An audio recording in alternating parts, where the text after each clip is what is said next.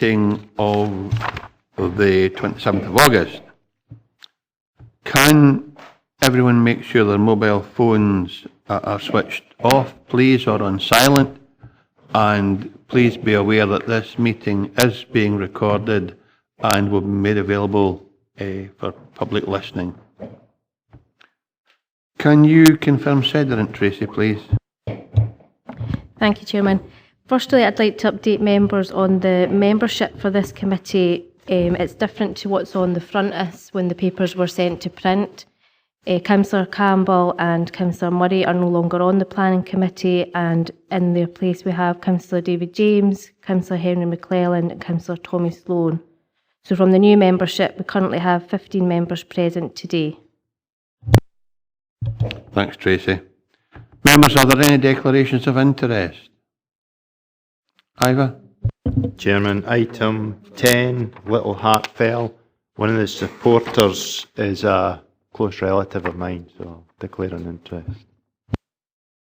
Thank you. Jim McComb? Thank you, Chair. Item 4, the applicant is known to me and most of the objectors are also known, but I would not say the relationship is close enough for me to leave the meeting. Thank you very much for that. And Pauline?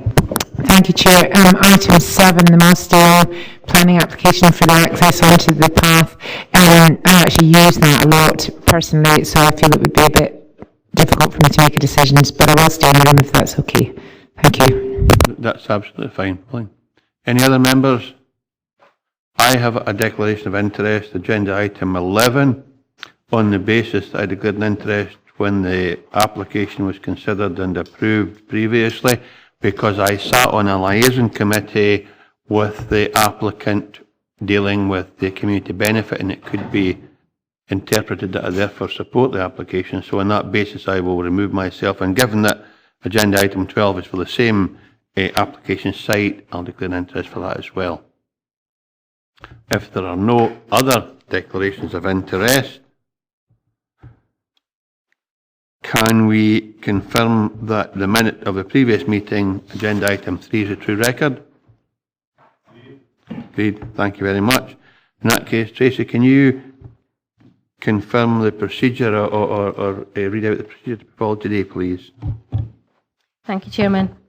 The Planning Applications Committee will consider each application in turn as detailed on the agenda.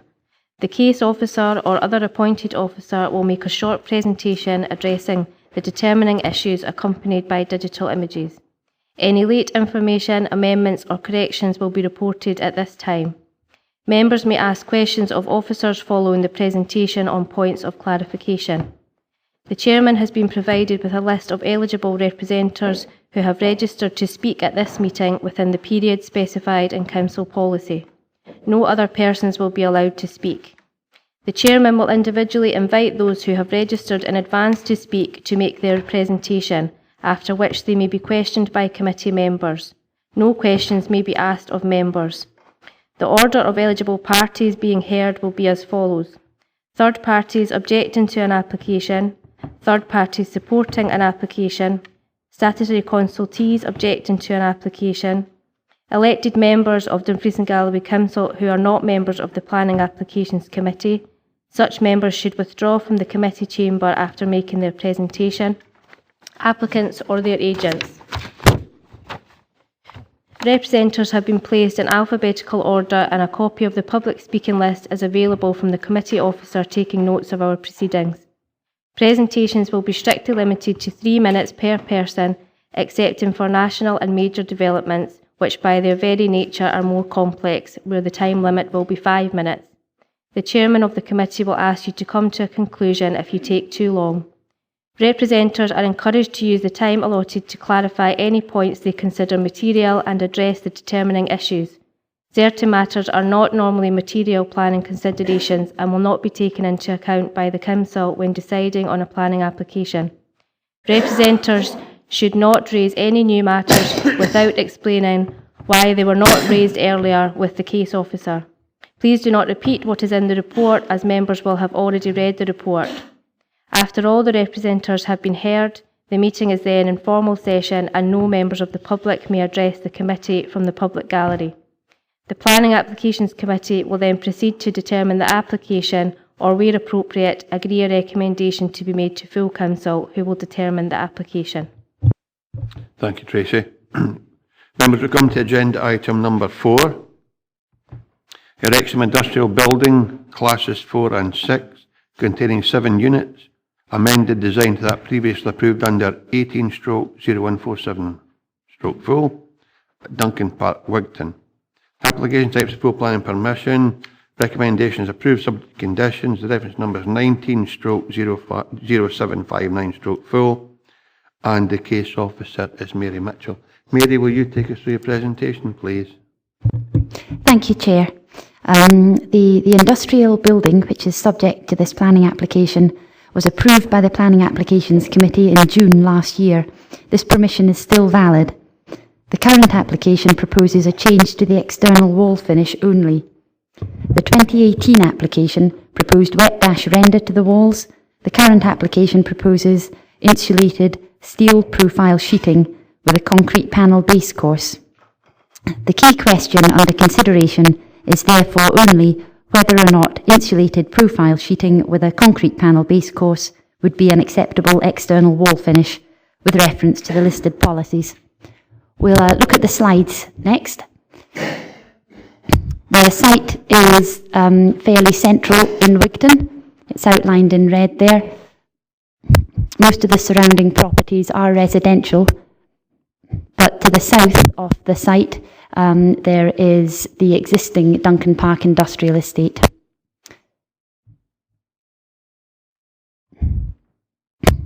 This is the existing site. It's laid to grass, there's no buildings on it. It rises towards the north. At the west of the site, you can see a house has been erected. It's still under construction, and that's the closest residential property to the site. This is the proposed footprint. The existing and proposed elevations, it is looking east. At the bottom of those elevations, you can see a timber fence has been drawn by the agent. That is a fence which hasn't been approved. It was proposed for when plot 1 was being considered, but it hasn't been approved. That boundary is still under consideration, the boundary treatment there.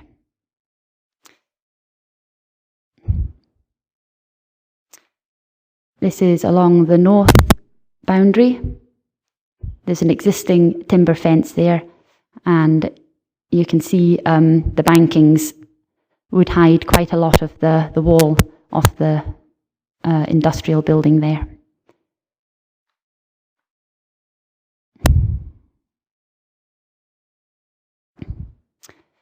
This is the east boundary. You can see the new house at plot 1 drawn in the background there. The bottom of those elevations shows a timber fence that was approved with the 2018 application.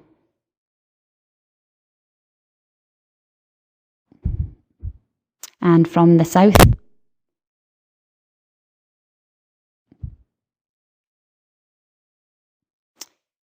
so this is from the existing industrial estate looking towards the site and also the new house.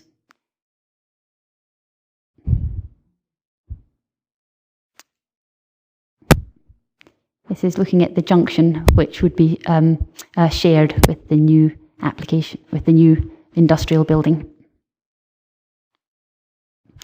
Looking up Jubilee Terrace. And down Jubilee Terrace.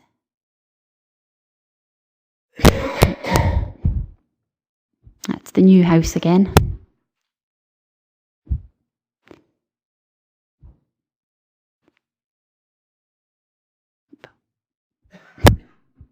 This is looking east from Lou Duncan Field towards the application site.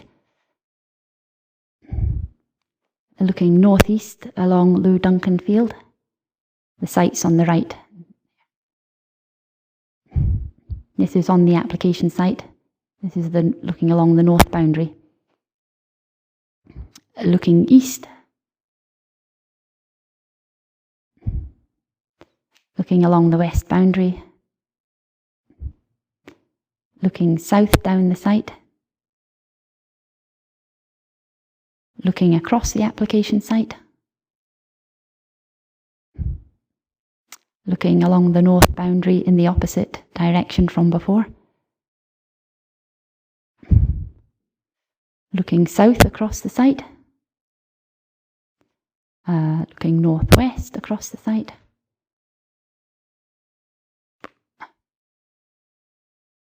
From the existing industrial estate, and looking north from the existing industrial estate, and northeast. So it's concluded in my report that the proposed cladding would be acceptable on the north, east and south elevations of the industrial building. It's however recommended that the west elevation remains as a rendered finish because this elevation is more visually prominent. It is the longest elevation, it has no features to break it up, and it is the closest to a residential property. A rendered finish on this elevation would soften the visual impact of a large-scale wall.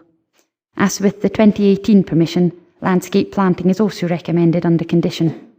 The recommendation is therefore approval subject to conditions. Thank you. Thanks, Mary. Questions for the case officer? Jim McComb. Thank you, Chair. Could you go back, Mary, to the site map, please?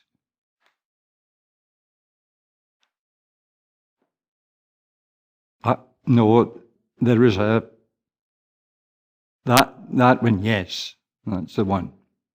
Now, the site was marketed as industrial land, but in the LDP and LDP2, it still appears as white land. It was an unallocated site which could equally well have been marketed for housing. Is that correct? It is unallocated land on the in the local plan, yes. Mm-hmm. And you will also see that there are a number of houses in very close proximity to the site. I'm talking about 9, 10, 12 metres from the site. That the separation distance to the 3 existing industrial units is about 20 metres, I think, slightly more than the separation distance to the surrounding houses. Is that correct? The actual building has already been approved. Yes. I don't have the measurements to hand, but that is the... I don't have the measurements to hand, I'm afraid. And can you confirm that all the surrounding houses are 2- or 3-storey buildings? Yes, they are. Yep. So, therefore, a 2-metre fence would have limited effect in terms of hiding a visual prominence from the first floor or second floor of these buildings. Is there a specific direction you want me to talk about from a specific house? I mean, is it the ones to the east elevation? Because each one's got a slightly different aspect. Well, the houses immediately to the east, which are looking directly onto the site. Okay, I talk about that in...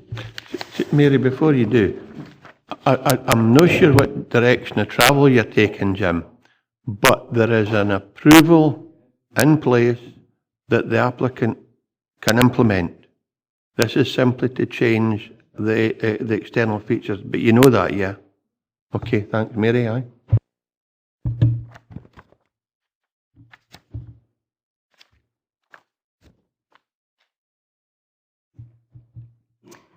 Paragraph 4.8 talks about views from the east. There would be a drop in levels, which increases towards the north. I'll show you the elevation as well.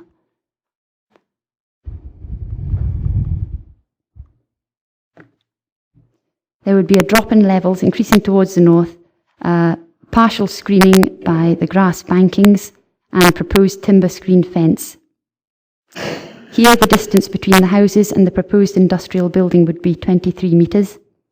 The approved east elevation is broken up with features such as roller shutter doors.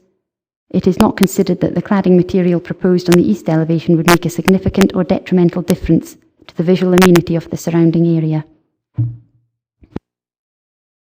I can discuss other directions if you had another one in mind. The other one would be to the west, Mary.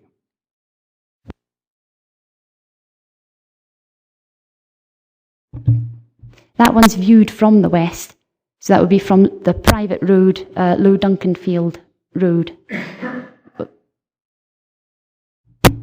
Can you please confirm that that one would remain as a rendered wall? Yes, that was the elevation I was proposing would stay as rendered. Thank you. Thanks, Jim.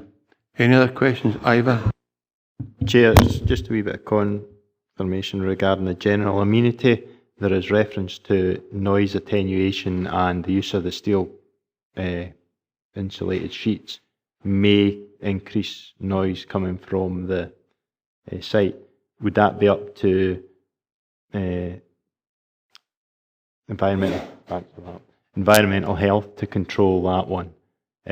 Or is there something we could put in to actually attenuate it if it was going to cause a problem?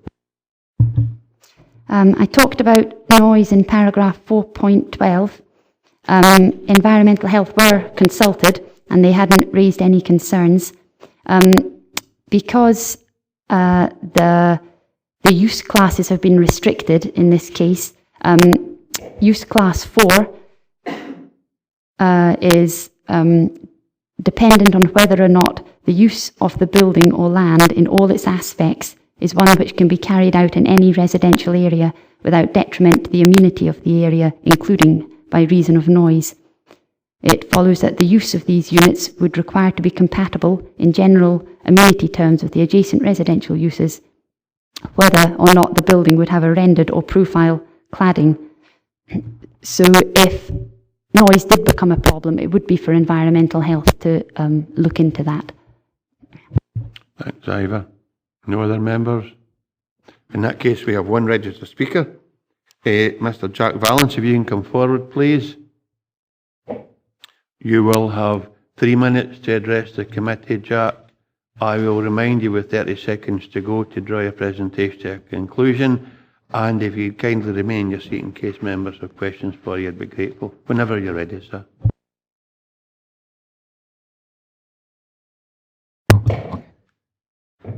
Good morning, ladies and gentlemen. I'm Jack Vance, applicant. Further on from gaining full consent with conditions on the 18th of June 2018 for the 7 industrial units, the feasibility of constructing a building with rendered walls on all elevations proved problematic, especially around the doorways and openings. We are reapplying for consent to change the external cladding to an insulated steel profile cladding product typically found on industrial buildings. I feel that this change will have no visual impact for surrounding residents on any of the elevations due to the site levels, apart from the house currently being constructed on Plot 1 at Duncan Park.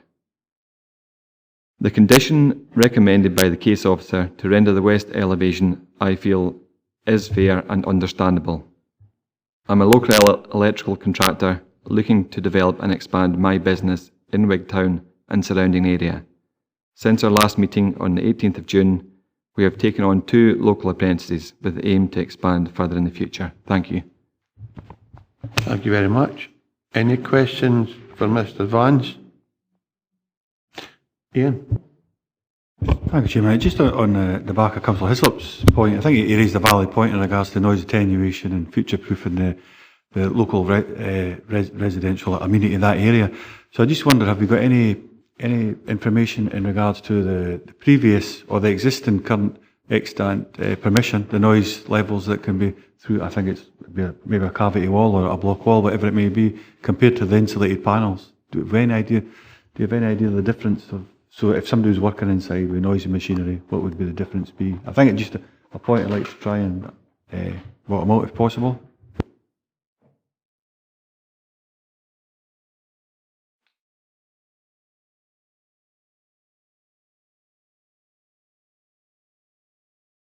We also having a different discussion. Here's a question for you, Mr Vance. Do you know any? Do you have a response to that? It is an approved. Well, it's typically used in a lot of industrial buildings. It's got both the fire properties and the for noise, and it is an approved product and is used widely throughout a lot of areas. Even with conflict areas, it's approved for use within close proximity to boundaries. So I feel it would be suitable, and the classification of the use to class 4 and 6 would hopefully keep everybody happy within the surrounding area. Thank you. Any other questions for Mr Vance?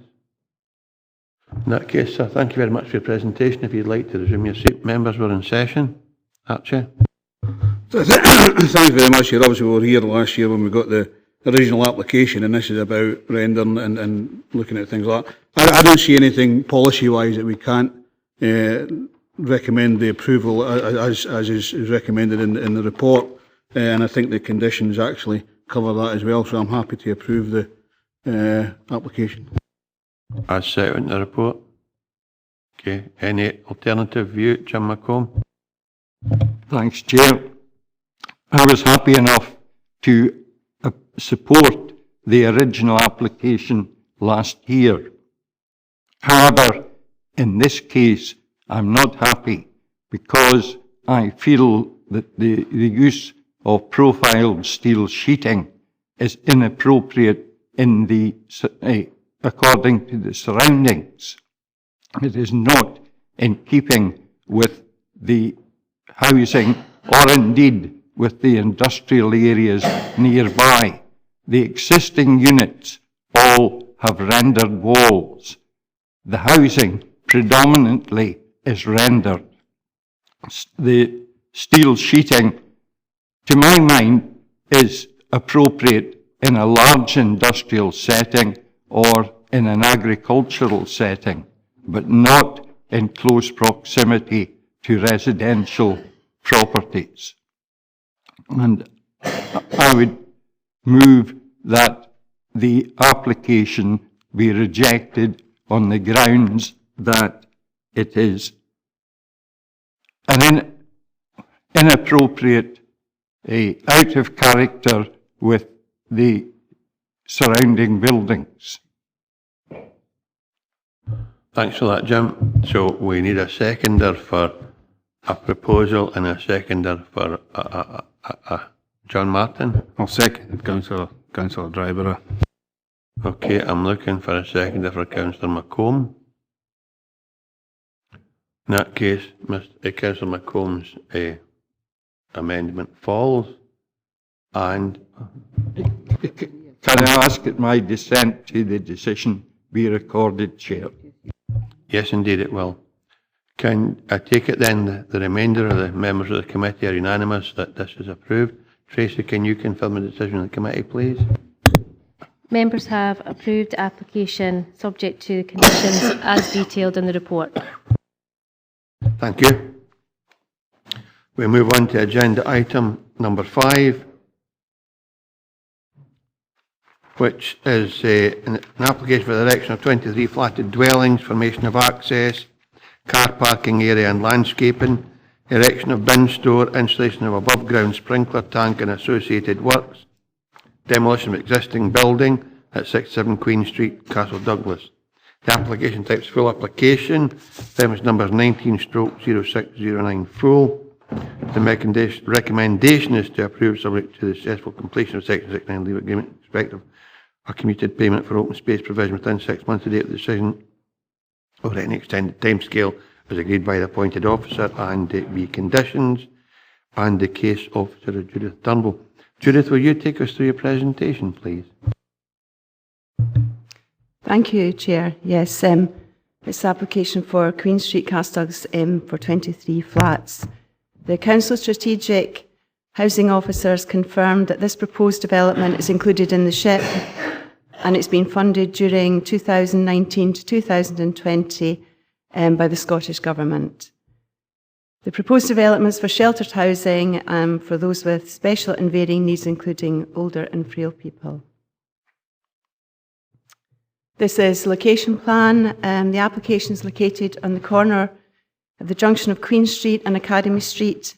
The main street in Carsdouglas is King Street, which is the central street, and the grid layout pattern just to the left of Queen Street. The part of the site shaded in white on the small scale plan forms part of an allocated site in the LDP. The allocated site also included the health centre site, which has now been developed with 6 dwelling houses. I'll just try and point out.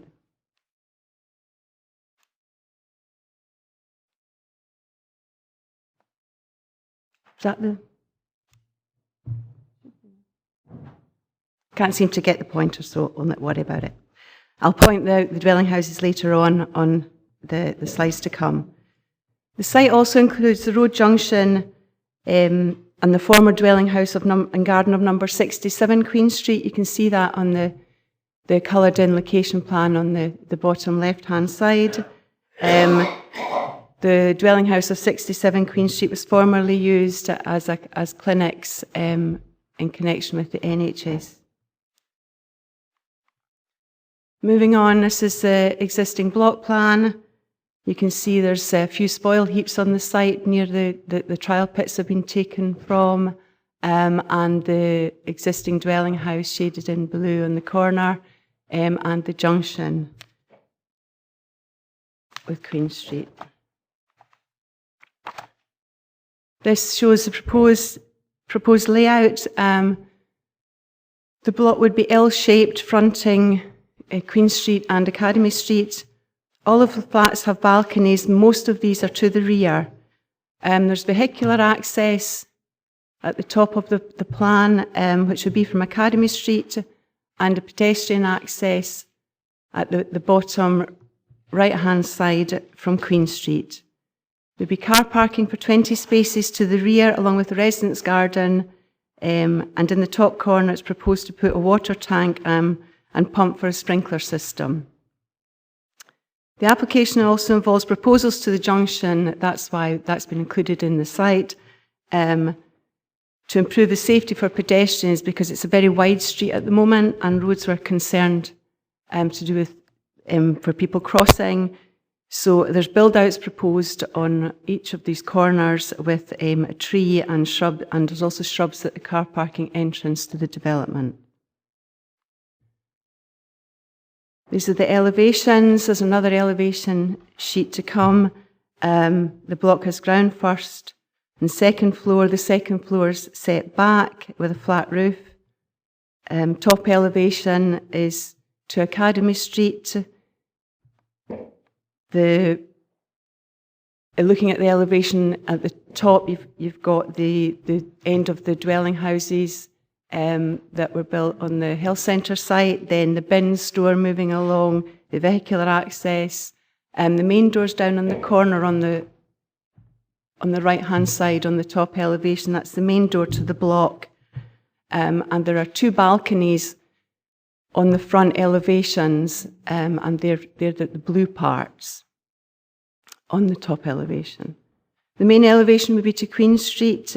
It's got solar panels on the roof of this part.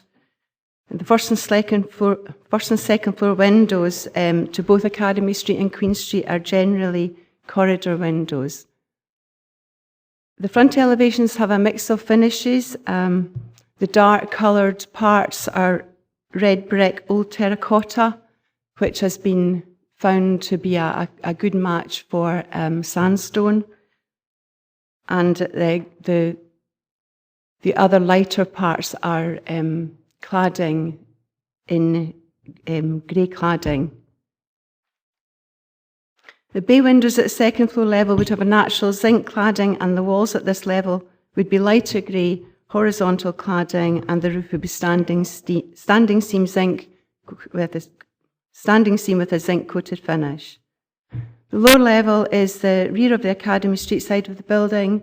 The ground floor is clad in red brick here, with horizontal boarding above and rendered to the rear of the balconies. These are the other two elevations. The top one's the rear of the Queen Street part.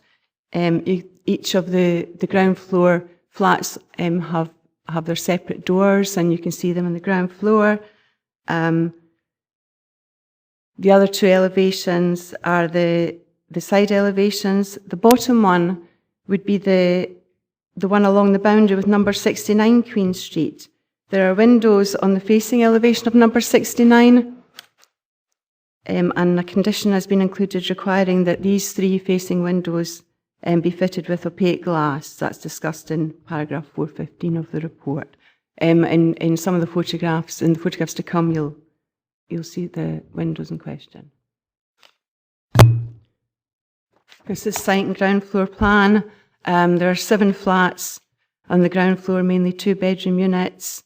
On this floor, there's also an office, scooter room, common room, which will be located just inside the main door, and there's a plant room next to access.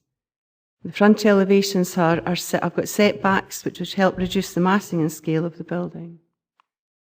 It's the first floor plan, 8 flats on this floor, 1-bedroom units except for the 2 end units, and you can see the corridor along the fronts, which is the windows, so there would be no overlooking from most of those windows.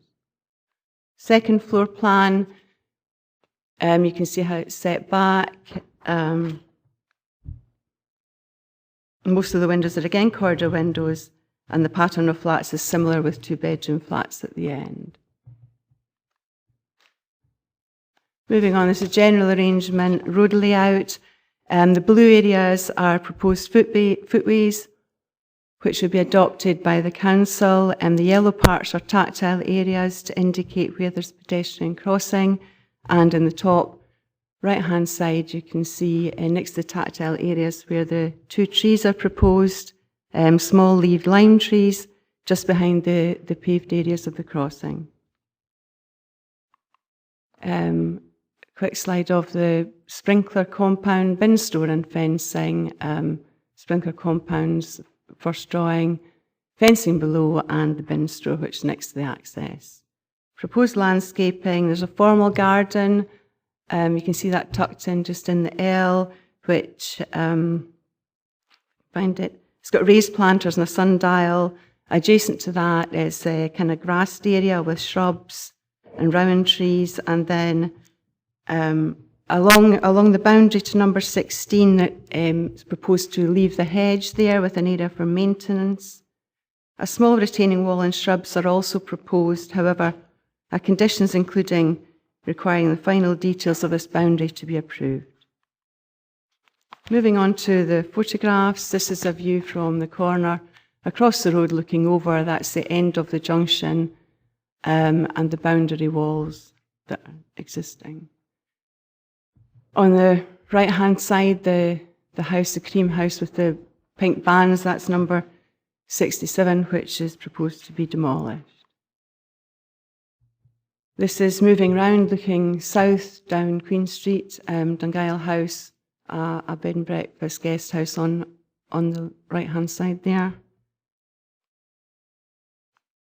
And this is looking up the street now. The Douglas House is on the corner. It's a bed and breakfast, and then there's flats beyond that. This is where the junction would be built out to reduce the width of the street, making it safer. This is a view looking down towards Queen Street from Academy Street.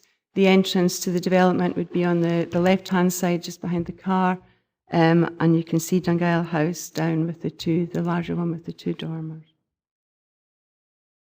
This is taken from just outside the police station, a bit further back from the very first photograph, looking over towards the junction.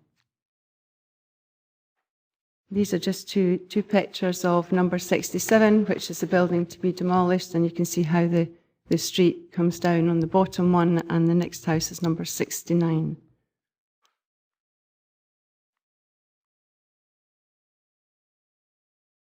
These are just a couple of views a few views within the application site. The first one's looking up to the end of the houses that were built on the health centre site. The next one's looking over to the corner where the sprinkler system, tank and plant room would be. And the other one's looking down towards, moving round towards the rear of number 67 and then looking over towards the junction. This is the rear of 67 and 69. 67's on the right-hand side, which would be demolished, and 69, which has got lots of windows, and that's why the conditions recommended. This is just to give you a flavour of the buildings in the area, really in terms of massing and scale. The first one's the telephone exchange, which is across on the other side of King Street. The total height is about 14 metres to the top of the bit behind, and the sandstone's about 10 metres. The other one's Chapel Place, moving around clockwise, is on the corner of Church Street and Queen Street, quite a big substantial dwelling house. Across the road from that's the church and the Old Manse, and then at the bottom is a recent development, relative, a 15-year-old development of flats that was approved. I think they're Loreburn as well. They're further down the street, about 250 metres.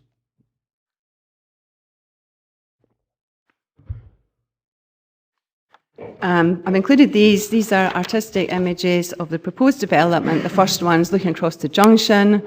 The one below that is looking down Academy Street towards the junction. The next one's looking up Queen Street, and the first one on the top is the rear of Queen Street, and the other one is the rear of Academy Street. So, in conclusion, it's considered that the proposal is in accordance with the development plan policies, and the application is recommended for approval, subject to Section 69 legal agreement for open space contribution, and the conditions as detailed. Thank you. Thanks, Judith. Any questions for the case officer? Councillor McKee, Councillor Young. I just, when I was first looking at that house that was to be knocked down, I thought it was linked to that large building, but I take it there's a passageway between the two buildings. It's a huge building that you've got to be knocking down. That's what kind of got me. Yes, there is a passageway of about 1 metre wide, so it's not linked at the moment, and that passageway would be increasing so that the proposed development would have its own pedestrian access from Queen Street as well as vehicular access from Academy Street. So the building would be moved slightly, about at least 1 metre further off, because it would have a gate and passageway. Thanks, Councillor McKee. Councillor Young. Yes, thank you, Chair. Thank you for your presentation, Judith. A small point perhaps, but could you go back to the bin store? Because I think it showed just 1 bin per flat, whereas hopefully when our recycling gets fully underway we'll have 3 bins per. Could that bin store hold 69 wheelie bins?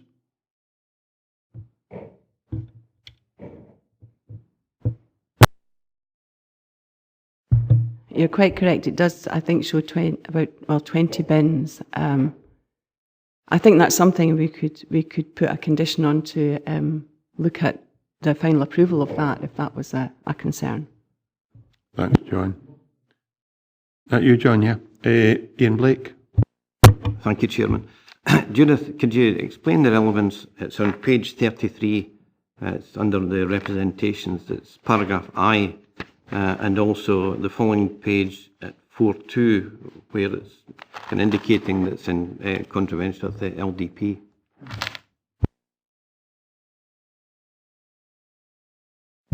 Sorry, could you repeat that, please? Yes, it's page 33, paragraph I. It's under the representations. It makes reference, I should say, to the LDP. And also on the next page, paragraph 4.2 makes a similar reference. Could you explain the relevance of that? I'm sorry, I don't have the page numbers, so I'm struggling a little bit, but I think we're on the representations initially and number I. Yeah, and it's I on the representations, and on the next page, which is page 34, obviously you don't have that, it's paragraph 4.2. It also makes some reference to the LDP and LDP2. Judith, I'll get David to help with that.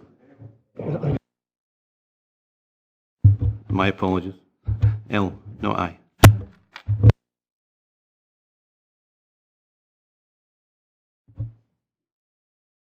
David? I'll save you, Judith. I'll just give David it. Thanks.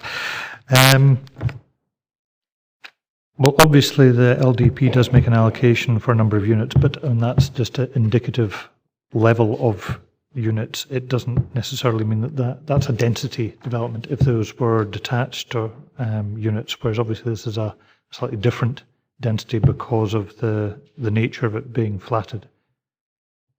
But in terms of how it complies with the LDP or not, then Judith's already given our evaluation and consider it does comply. Judith, do you have anything to add to that? No? Okay.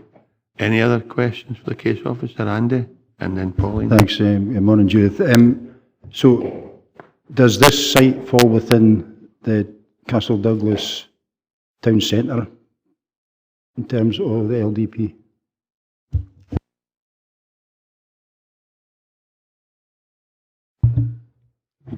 No, it's out with the town centre boundary. Thanks, Andy. I've got Pauline and then Ian Carruthers, followed by Jane Maitland. Thank you, Chair. Judith, could I just ask, the report states that the structures will be in red brick alongside the other materials, but in the artistic impression it appears more sandstone, which personally, knowing Castle Douglas quite well, I think is far more in keeping with the surrounding buildings and the development of 15 years ago. Are you able to confirm the actual true colour? Is it going to be, I know it seems slightly immaterial, but I know the buildings around the area, they're much more of a sandstone, lighter colour, and that red, deep red, personally for me, when I saw the drawings I was more relieved. I thought it looked a lot better than I was expecting. Are you able to confirm the materials, or could we put some sort of Judith? build on that? Thank you, Chair. I believe that the proposed brick is the one that's been approved by the council to look like sandstone, and I believe that it's being used at the bottom in a development in Dumfries. So we can have a look at that. That was what I'm aiming, and that there is a condition on to approve all the finishes, and that would be what I would be looking for, would be a good match with sandstone. And it's quite important that you confirm that there's not variations in it, because sometimes, although some of the bricks are red, there are odd ones that are put in the, that are different clay from different parts. So that's something that I would be wanting. Thank you, Judith. And there's a condition as well that we would agree with the final colour. Pauline, I think that's condition 14. Ian Carruthers. Thank you, Chairman. I thought it was quite an interesting case when I was looking through it. It does, when you first look at it, it seems a wee bit at odds with the local development plan, as Councillor Blake's already touched on, but clearly there's a clear strategic objection by the council to deliver affordable housing, and this goes partway towards that. That gives it a great amount of weight, I think, but I think it was on page 31, I was quite interested, because you see this coming across at 2.6, it talks about the education officers, no objections, which we see. And it tells you about the allocation for nursery and primary schools, and there's a figure there, so much per unit is what it's saying. So the obvious thing that came to mind, and okay, that doesn't kick in until there's over an 80% capacity issue, so to speak. So it says that that would tell me that both the nursery and the primary schools getting closer to being at capacity. So what I was doing is I wonder how much pressure will this site put on the local area the school in the primary school in the nursery? There'll be I would imagine, a formula calculation, and how much money will actually go towards that from this to try and relieve that pressure? Judith? Because the proposal's in the SHIP, then there's no requirement for education contributions. As far as the pressure on the education system, that would be to do with the occupancy of the flats, and that's something that I couldn't comment on. But I believe the applicant is going to speak, so perhaps that's something that he can maybe clarify. Thanks, Judith. You'll get that with the applicant again. You get your opportunity then. Jane Maitland. Thanks very much. Judith, is there anywhere else in Castle Douglas with this level of density of dwelling at all? Is this really quite unique in Castle Douglas? Judith? I think the part of the cinema site and part of the flats that I showed you on one of the slides on Queen Street, I think parts of those developments will have a density on a par with this, but I would imagine the density of this site because it's 23 flats rather than 9, and the cinema site's 9, for example, and I think the one on Queen Street will be about the same. So because it's covering a bigger area, the density will be bigger over a bigger area. Thanks, Judith. Jane, you want to come back? Well, I wondered if because there was pre-application advice clearly offered, and I wonder whether Judith was aware, in fact, that the cinema site was reduced substantially by the Stewart Area Committee, because when it first came in, that was required to be a very much larger site, and the Stewart Area Committee at the time refused it on the basis that it was too dense. So I wonder if that had been taken into account. Judith, did you take that into account? I was very aware of that. I was actually at that meeting when the condition or it was amended, and I was more. My memory of it was that it was more in relation to the effect of it on the smaller building, because the building next to that is single story with dormer windows, and although there maybe was a density element of it, my understanding of that was that it was more visual impact and dominance. Thanks, Jane. Thank you very much. Visual impact. If there are no other questions for the case officer, we have 3 registered speakers for this agenda item. Patricia Webb, I wonder if you come forward, please, Patricia. You will have 3 minutes to address the committee. I'll remind you with 30 seconds to go to draw your presentation to a conclusion. And if you're kind enough to remain in your seat in case members have a question for you, I'd be grateful. Whenever you're ready, Patricia. My name is Patricia Webb of 86 Queen Street, which is directly opposite the proposed development site. I have written all my objections and reasons to the proposal in my letter dated the 24th of April. However, I would like to stress that I and my neighbours, who are all unable to attend because of their work commitments, that in no way are we opposed to a development of the site for sheltered housing, but it must be in keeping with the surrounding area, as stated in Dumfries and Galloway Council current adopted local development plan. The proposed frontage onto Queen Street is going to be approximately 66 metres of brick, which will totally change the whole appearance of the street, which I agree has a variety of houses, but apart from Palace Court, all blend in together, giving Queen Street a unique character. Also, the proposed height of the development will again dominate and be totally out of keeping with the vernacular of the street. The design and appearance of the proposed building is far more suited to a new town or a new housing development rather than the historic nature of Queen Street. Thank you. Thank you very much, Patricia. Do any members have any questions for Patricia? In that case, we resume your seat. Thank you very much indeed for your presentation. We next have Alistair Smith. Alistair, if you'd like to come forward, please.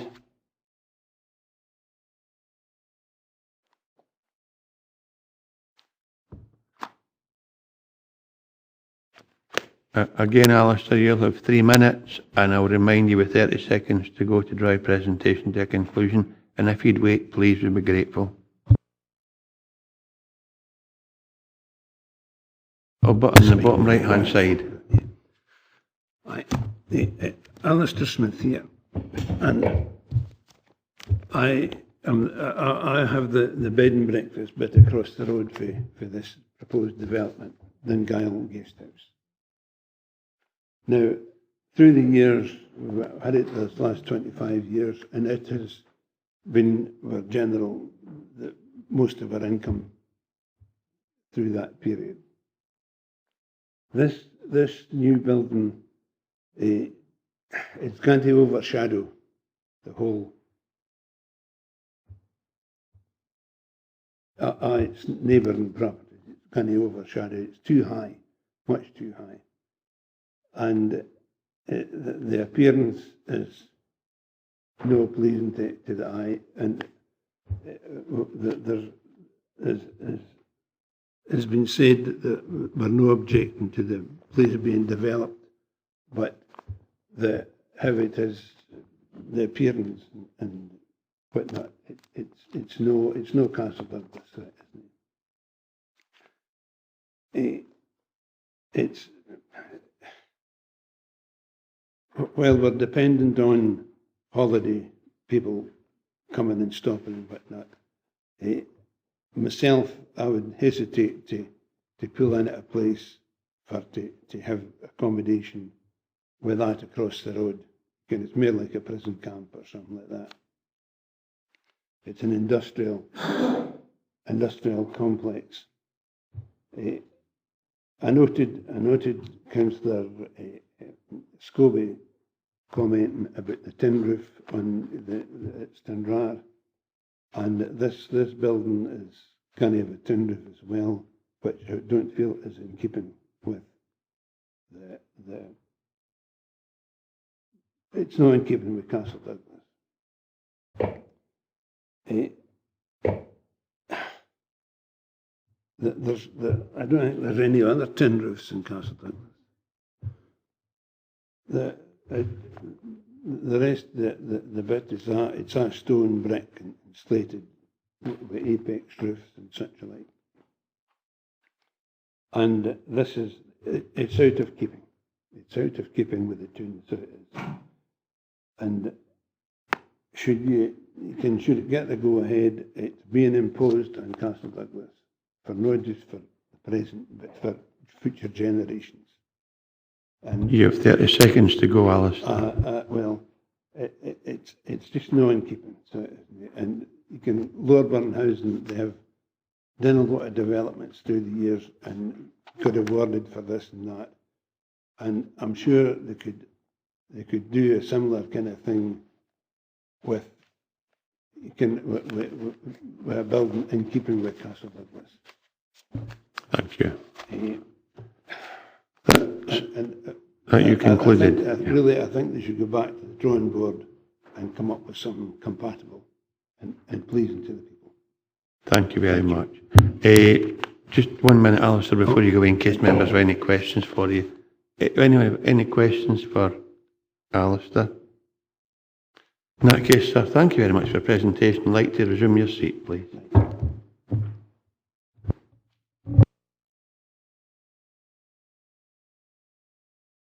Next speaker is Graham Robertson on behalf of the applicant. Again, Graham, you'll have 3 minutes, and I'll give you a reminder of 30 seconds to go to drive presentation to conclusion.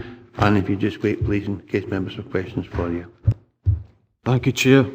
I just wanted to reiterate Lorburn's commitment to be building the proposed application of 23 sheltered accommodation units. We're attempting to address a shortage for this type of accommodation, not just in Castle Douglas, but right across Dumfries and Galloway with the current and future demographic of the region. We currently have between the homes for D&G and our own waiting list figures, around about 200 applicants waiting for this type of accommodation in Castle Douglas alone. So we're really talking about a drop in the ocean. We're also bringing back to life a brownfield site. We're reusing the derelict site that's been an eyesore for years in Castle Douglas. We're also looking at a major investment in Castle Douglas to the tune of around about £4 million in the actual cost. And, some of the community benefits that will provide in terms of bringing young people into apprenticeships, etc., as part of, any contractual obligations for the contractor that we'll impose. So that's all I'd like to say on this particular application. Thank you. Thanks very much, Graham. Ian Carruthers, you had a question about education? I did. I don't know if you can answer this or not, Graham. It's probably got another question as well, if that's okay. But as you've obviously demonstrated that there is strategic objectives for the council in regards to meeting its statutory duties in regards to this. Lower Housing Association certainly has the degree to play with that as a partner. But I mean, first I suppose it does look rather large in size and scale, and some points have been put forward to say could it have been smaller. I just wonder if you had any comment in regards to that. But the point I raised earlier was round about the education. So going by the papers and information that's there, it would indicate that both the primary school and the nursery are beyond 80% in capacity. So I wondered, have you got any idea how much extra pressure this would put on both the primary school and the nursery school in regards to this? So if you're saying there's 200 on the waiting list, 23, this would fill rather quickly. So if this is sitting full, this site, how much pressure does that put on the local amenities? Because what's happening across Dumfries and Galloway when it comes to this type of housing and the lack of developers' contribution, it's putting quite a pressure on the council.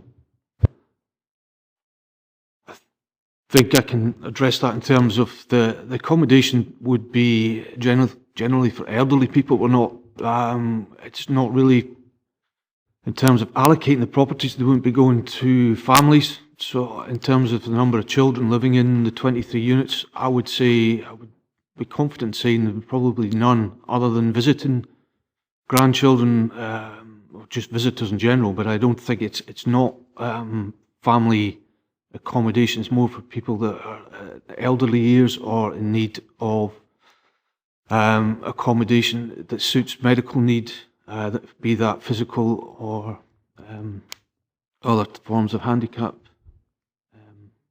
Thanks, Graham. Did you have a secondary question, Ian? Did you have a supplementary question?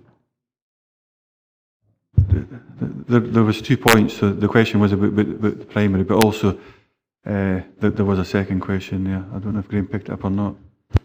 Sorry, could you just confirm the second part? I suppose it was around about the pressure from. I'll come back to it, Chairman. It's where I'm thinking about other things. I'll come back to it. Give me the chance. I've noted it. David's got a number of speakers then. Okay. I have Andy Ferguson. Thanks very much. Good morning.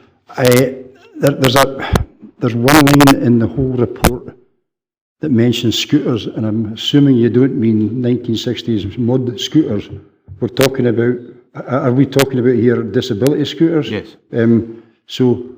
The question I would be to ask you is how many of the development will actually be of high amenity and then keep me some other developments adapted as houses for life for young people going in who've got long-term conditions. Is that the plan here, or what is the plan? The plan would be all the units in the accommodation would be developed for barrier-free, basically, so there's a lift within the building. Where barrier-free, like wet floor, shower rooms, etc. So that is the plan. It would suit people with varying levels of disability. Thanks, Andy. John Young. Thank you, Chair. I would like to thank the two residents of Queen Street who raised what I consider to be quite valid concerns about the way this very large building overshadows and reduces light for people who live opposite in Queen Street. Was any consideration given, you've obviously considered, you've stepped back the second floor. Yeah. Was any consideration given to angling the third floor, to take the third floor off the vertical to reduce the angle so that more light could come in to the other side of Queen Street, which this building is absolutely going to overshadow and dominate? We have following discussions, yeah, we did look at angling, but it kind of reduces the top floor in terms of floor space. We would struggle unless we had sort of large dormers facing out from an angled roof. It was fairly unachievable to get the required level of floor space on the second floor. Thank you, John. Could I come back, Chair? Yeah. Thank you for that. Are you operating on a minimal amount of floor space which makes angling that wall impossible? In terms of what we're trying to achieve, we're kind of governed by fairly strict floor standards in terms of housing for varying needs. We're kind of far stricter guidelines on minimum room sizes, etc., than perhaps private developers. So that goes some way towards in the decision making in terms of how much space we need per unit. Thanks, John. And members, bear in mind we'll have an application before us, and that's what we're discussing. That's the driver. Thanks very much. There's a couple of points maybe I could ask. First of all, some of the objectors talked about the material for the roof and that type of thing. Perhaps you can give me a better understanding of what that is. Councillor Young mentioned earlier on about the waste collection service. Obviously, we're going through a waste collection refurb, basically, and I would hope that you would be willing to discuss with the waste collection service what would be most appropriate for that particular building. And the other point was from Pauline about the red brick, and hopefully that will match in with the area. So if you can give me some reassurance on all of those things, that would be useful. Just to touch on the material on the roof, it's actually zinc with a standing seam. I don't know if Judith can bring up. It's hard to tell actually on the drawings, but it's certainly not tin. It's a fairly standard material across the region on roofs. And I'm trying to think of some examples offhand. Perhaps it's the extension to the J.M. Barry house has got a zinc, perhaps a zinc roof on. I'm just trying to think some examples off the top of my head, but it's certainly not the tin roof. It's a fairly expensive material to use for putting that kind of monopitch roof on. Just to touch on the waste, we whatever we need to do in terms of waste management, we'll certainly sort. We'll speak to the relevant agency and we'll comply with whatever's required. In terms of the brick, the finishing, I think the case officer Judith touched on that before, that all the materials would need signed off by the planning department before we actually go to site. So we provide samples for that and make sure that whatever we're proposing does meet with the requirements in terms of trying to match the colours of sandstone. Thanks, Archie. Councillor Blake. Thank you, Chairman. In the main, Councillor Ferguson actually covered my point. It was on accessibility, and that's been answered. But in relation to that, you mentioned about the allocation policy of DGHP.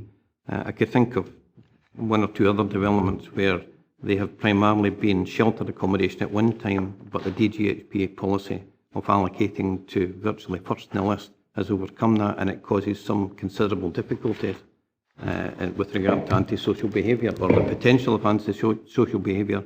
Could you confirm that there will be a strict allocation policy, that it will be for sheltered accommodation only? Yes, we have our own choice-based letting allocation system at Lorman. We've also designed the building has staff accommodation and a common room, so the whole ethos behind the design has been for sheltered clients. So that's definitely our direction. Can you just come back briefly on that? My apologies for saying DGHP, Lorburn, I meant. I think we were twigged that, Ian. Pauline. Thank you, Chair. I think most of my questions have actually been answered by John. about the lifts and other such matters, which to me are really important. There is a massive lack in Castle Douglas of affordable housing, but I would like my concerns to be logged about the height. I'm sorry, Mr. Robertson, but I know you've explained that a 2.5 storey is not possible. Can I just confirm that it has to be the full 3 stories? But I need confirmation that it will be only, is it not, I'm a bit confused about the height. It's going to be slightly taller than the Douglas House, which is a beautiful building in Castle Douglas. Obviously it's overshadowing that a bit, but could you just confirm with us that the 2.5 stories wouldn't work for affordable housing, just so that we've got that on record, please? Thank you. Thank you, Chair. In terms of the second floor layout, it would be very difficult to fit the type of accommodation. And just to touch on the height of the proposed development, it's around about half a metre higher than the house at 69 Queen Street. So the house, in terms of going above the ridge level of that particular house, it's not hugely higher than what's there already. But couldn't you have reduced the height of the third floor rather than the second? Sorry, I'm not an architect, but to me that might have made more sense. But obviously if it can't be pitched roof living for elderly people, then I accept that. Thank you. Right. Yeah, could you confirm that wouldn't be possible? Could you then have a knock-on effect? The actual floor-to-ceiling height would reduce. There wouldn't be enough headroom on the.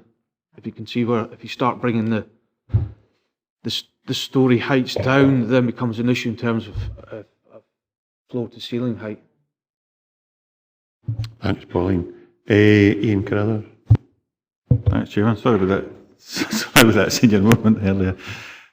It was the size and scale, because I mean it does look a bit more monolithic to me when I look at that. It does look out of character, but we have wider strategic objectives, and that's I think material consideration in this case potentially. But my question was in particular around about the size and the scale, and could it have been done on a smaller scale and more in keeping it in character of the local area, and still have worked, so to speak, when it comes to the business case. That was fundamental.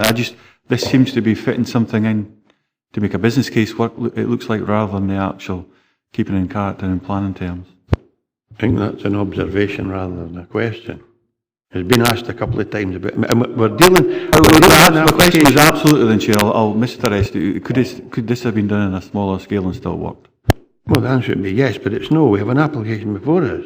Then, if you're not happy with it, you know what to do with it. Councillor Maitland. I think Councillor Carruthers' question is very pertinent, actually, but because I think we're dealing with physical planning, and I think it's probably a rhetorical question. Any sunlight survey? Was any sunlight survey done on this at all to have some idea about what this was going to do to the neighbouring properties? I've got a couple of other factual questions, please, Jim. Okay. Not as far as I was aware. I'm aware, sorry. So we don't know what this will do in terms of overshadowing? No. Oh dear. Right, and what about the whole issue of electric points? Is there any obligation at all in physical planning to think about electric cars in the future? I'm not sure whether we have to do that.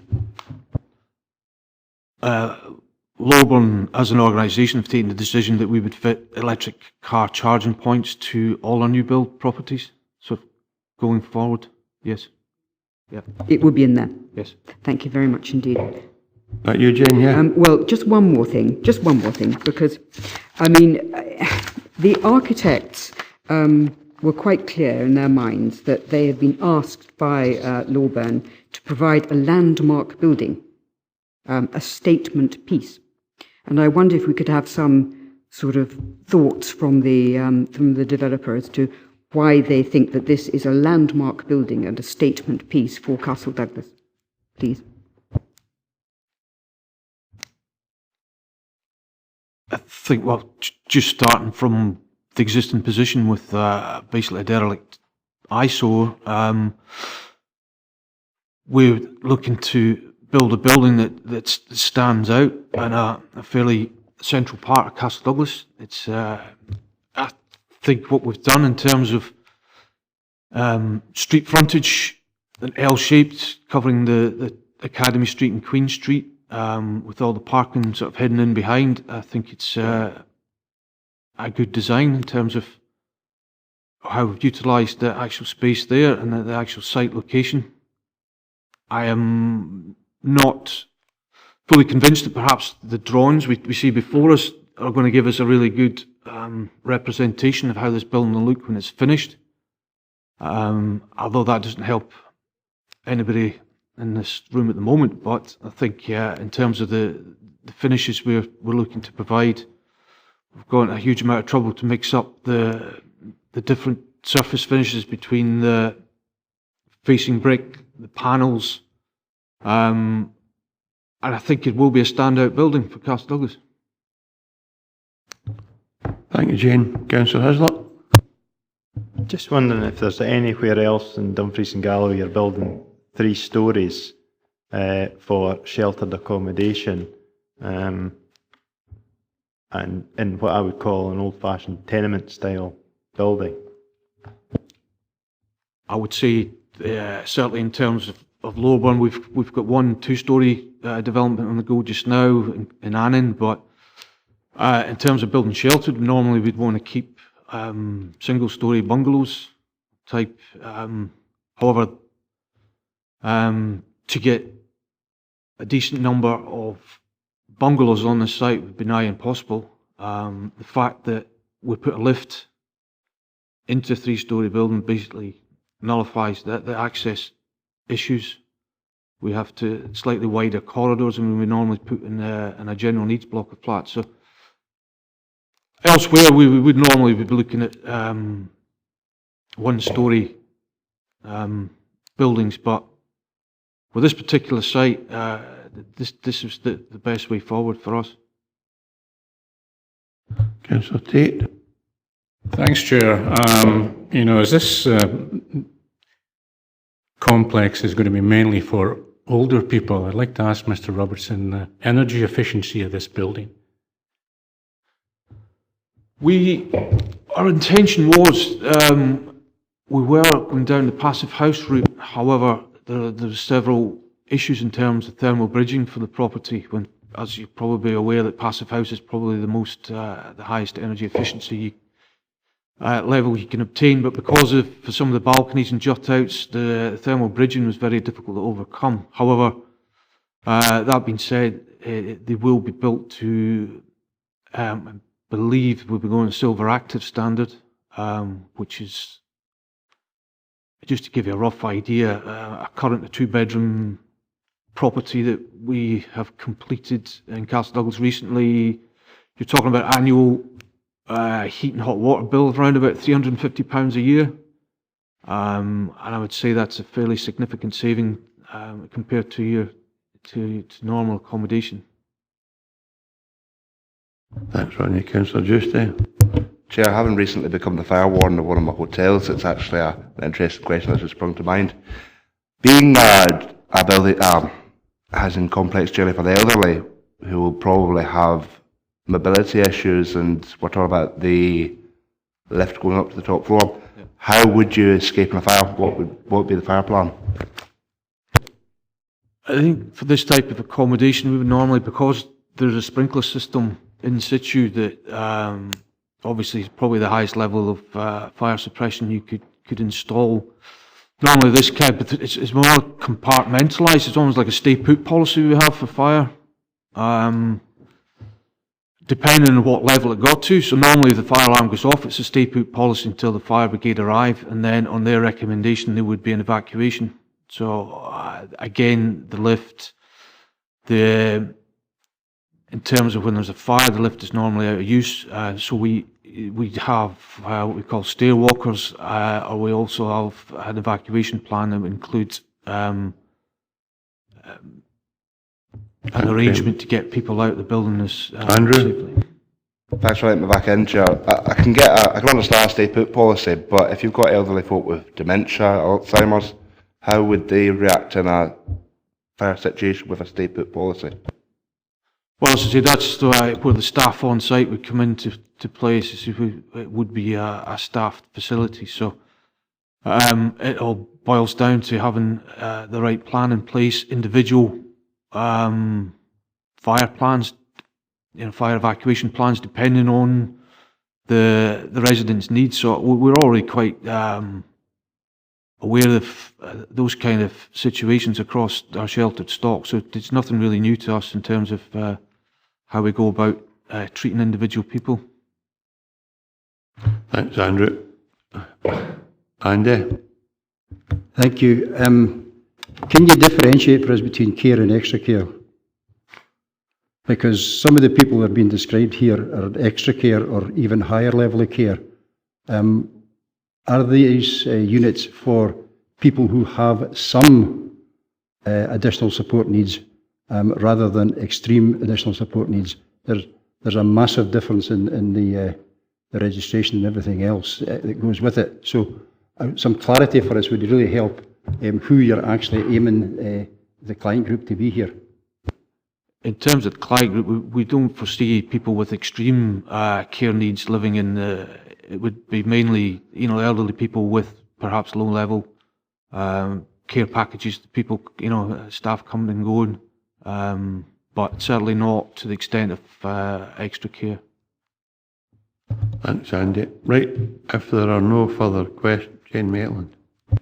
Well, there is one on the back of Councillor Ferguson's question, which is because the design statement makes it quite clear that you have got all the balconies and all the different sort of mixtures of design because you are trying to make it less confusing for people. Well, I think anybody, that the assumption is that you're looking at people with dementia if they aren't able to find their own front door. And so I think we need to be quite clear about what you are actually aiming this at, because either you're designing it for people who can't find their own front door, in which case then members have got right to be concerned about what they're doing in terms of provision of a high-level building, or we don't need that level of confusion in design for the occupants. So which is it? In terms of addressing people with dementia, we have various steps. It's more than internal design in terms of the colour of somebody's front door. There's colour patterns that we would try to avoid internally. There's colours that we would probably choose to use on the inside. In terms of confusion on the design on the outside, I'm not too sure how that would impact on somebody actually living there with dementia. It's more the things like kitchen unit with see-through doors and the kind of position of light switches, the avoiding different colour variances between flooring going into a bathroom area. So those are the kind of design hits we're looking for in terms of dementia. It's more internal rather than looking at the outside of the building. Andy, did you want to come back in? Okay, I think we need to put a hat on this because we're talking here, if I'm getting this right, about houses with people with some additional support needs. The additional support needs for every individual will be different. There'll be a care package for people with different people, with varying degrees of disability or not, or whatever condition is, and that's out with this planning application. The application is for the accommodation, right? And for me, the big thing is, A, we've a dearth of this type of accommodation. We've got closeness to the town centre in Castle Douglas to ensure that what some people would say is thriving, some people say no say thriving, shopping area in there is actually maintained. So on those grounds, I'm happy to move that we approve the recommendations. Were there questions for the applicant? We're in session. Aye, no. We're still asking the applicant questions. Come back then. Councillor Campbell.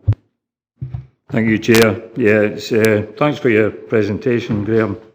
I was looking at in the report that there's 2 rows of 20 photovoltaic panels, and when I look at properties round about my area, they tend to have about between 8 and 14 panels per property.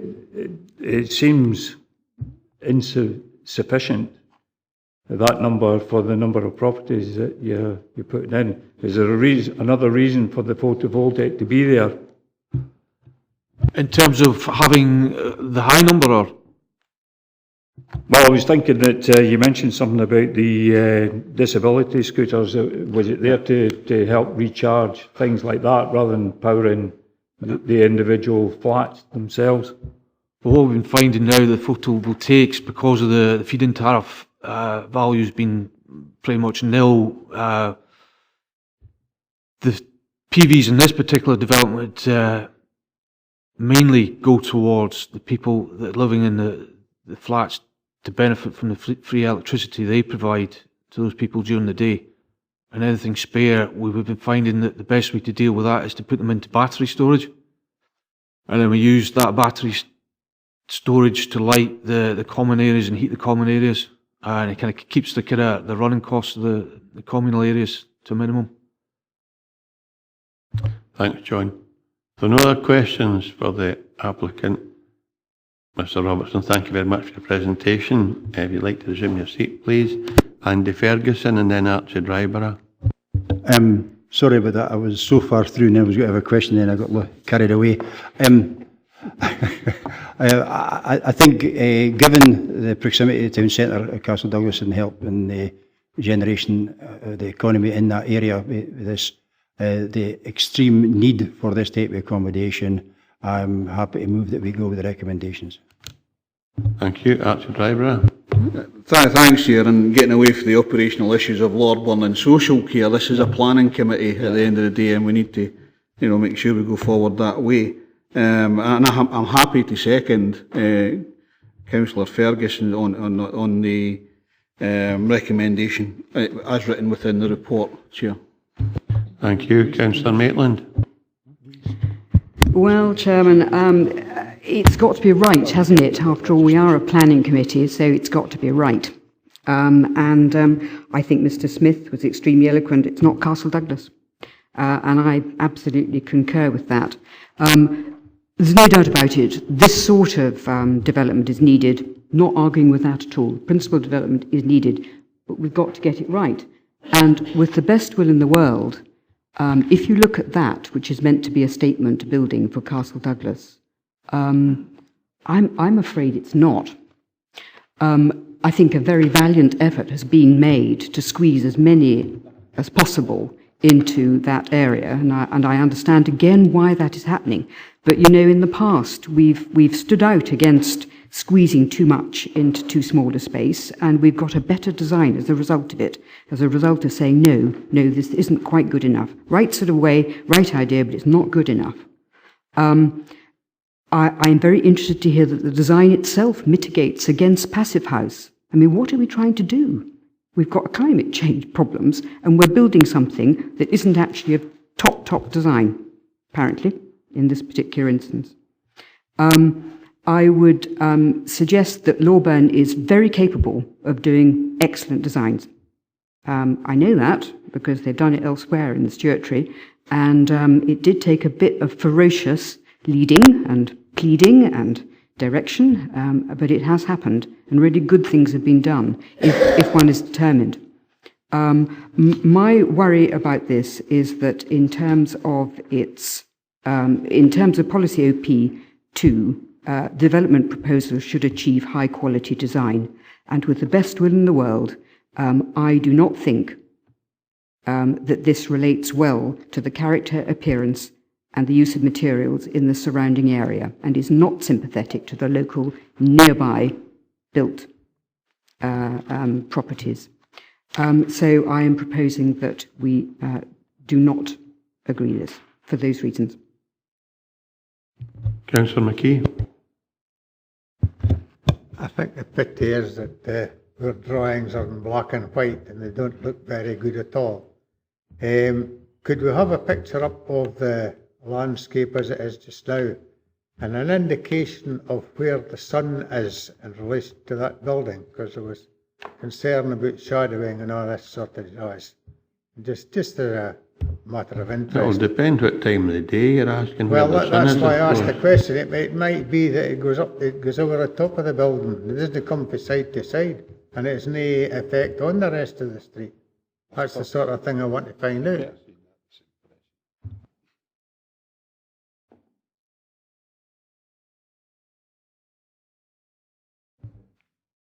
I'll wait till we get you to sort this first, Ian.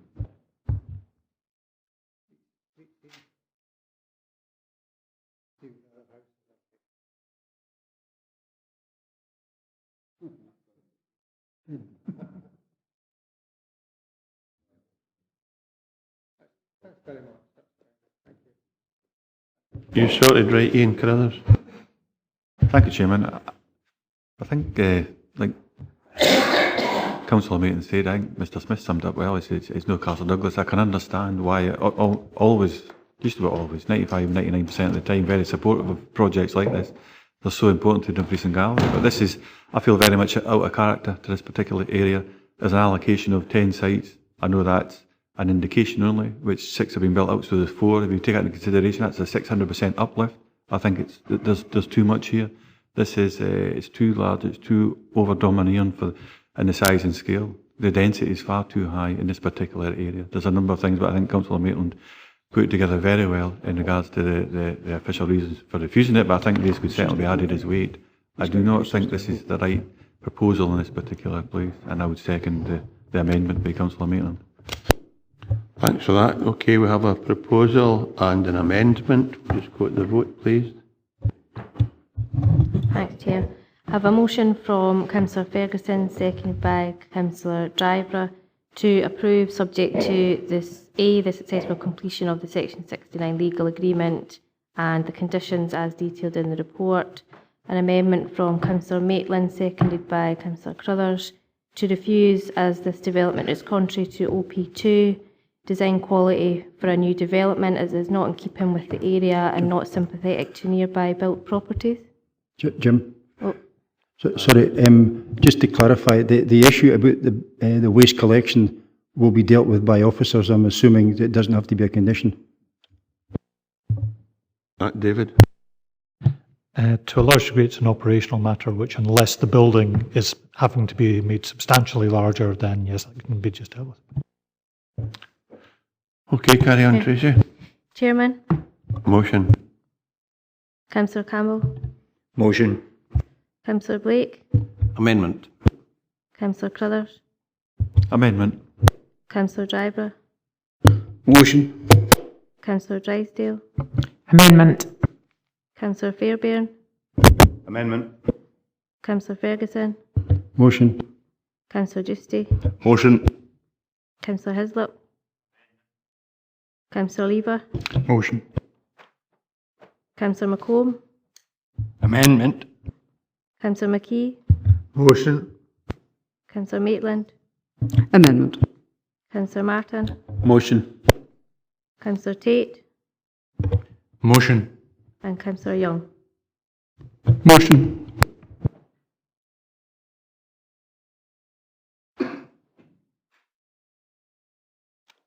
So the motion is carried, 10 votes to 7. The application is approved as per the report. Thank you, Tracy. We come to agenda item number 6. Application for the erection of indoor riding arena and stable building, formation of new access, outdoor riding arena and parking area, installation of biodisc sewage treatment plant and soakaway and associated landscaping at land adjacent to KILGARTH, KILDROCHET, STONEYKIRK, STRANRAER. Application type full plan permission. The reference number is 19/0306/full. The recommendations to refuse, and the case officer is Billy Murray. Billy, just take us through your presentation, please.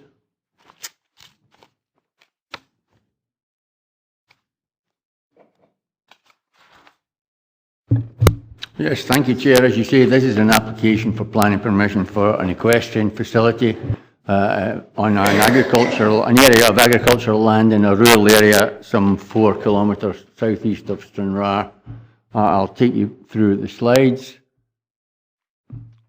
This is the location plan. You can just see the southern outskirts of Stranraer at the top of that image, and Stoneykerk is just bottom centre. So it's more or less equidistant from Stranraer and StoneyKirk. That's just a closer view of the application site. It fronts onto the B7077 public road, just before its junction with the main road to the left there.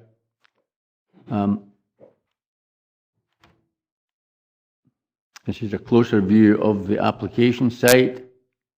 Residential properties at Maitland Terrace on the right, and a scattering of residential properties to the left of the site, an area of woodland and the farmsteading at KILDROCHET Mains in the left of that image. That's just an aerial view of the site, again more or less equivalent to the last slide, but an aerial photograph. So this is a view of the site from the west, just standing beside the property at KILGARTH, just to give an impression of the agricultural field within which the site is located. It's more or less level, it undulates gently, but it's an open level field in the main. That's an equivalent view from the opposite end of the site, so that's adjacent to Maitland Terrace, looking back from the east, so the site in that view is on your right, fronting onto the public road. This is a general view across the B7077 looking at the site. Again, that's from the eastern aspect.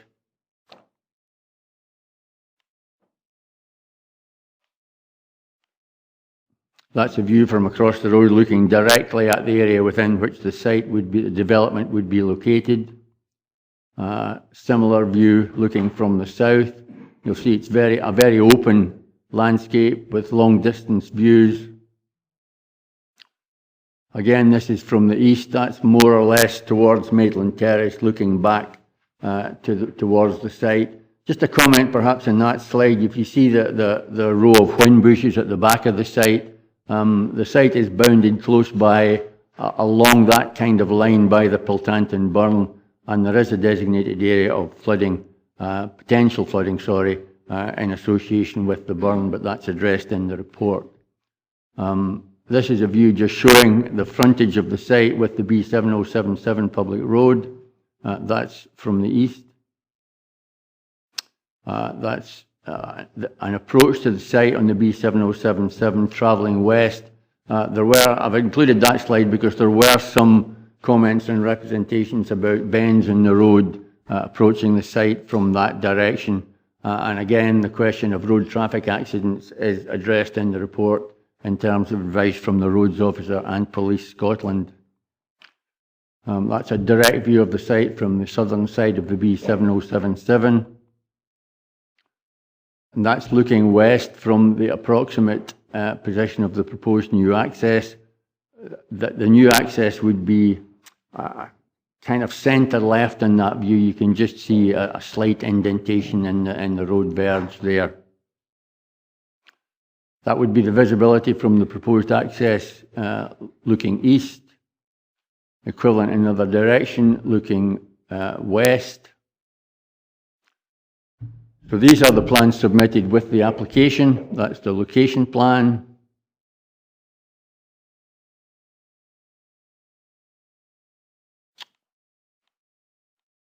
One of these days. I know. It's my ambition before I eventually leave the council to have a whole committee where I don't have a full step with the trigger. So that is the proposed layout plan and elevations and an indicative idea of what the landscaping might look like. These are elevations of the building itself. And that's a proposed floor plan of the building. So just briefly to summarise, there is support in principle for the equestrian facility.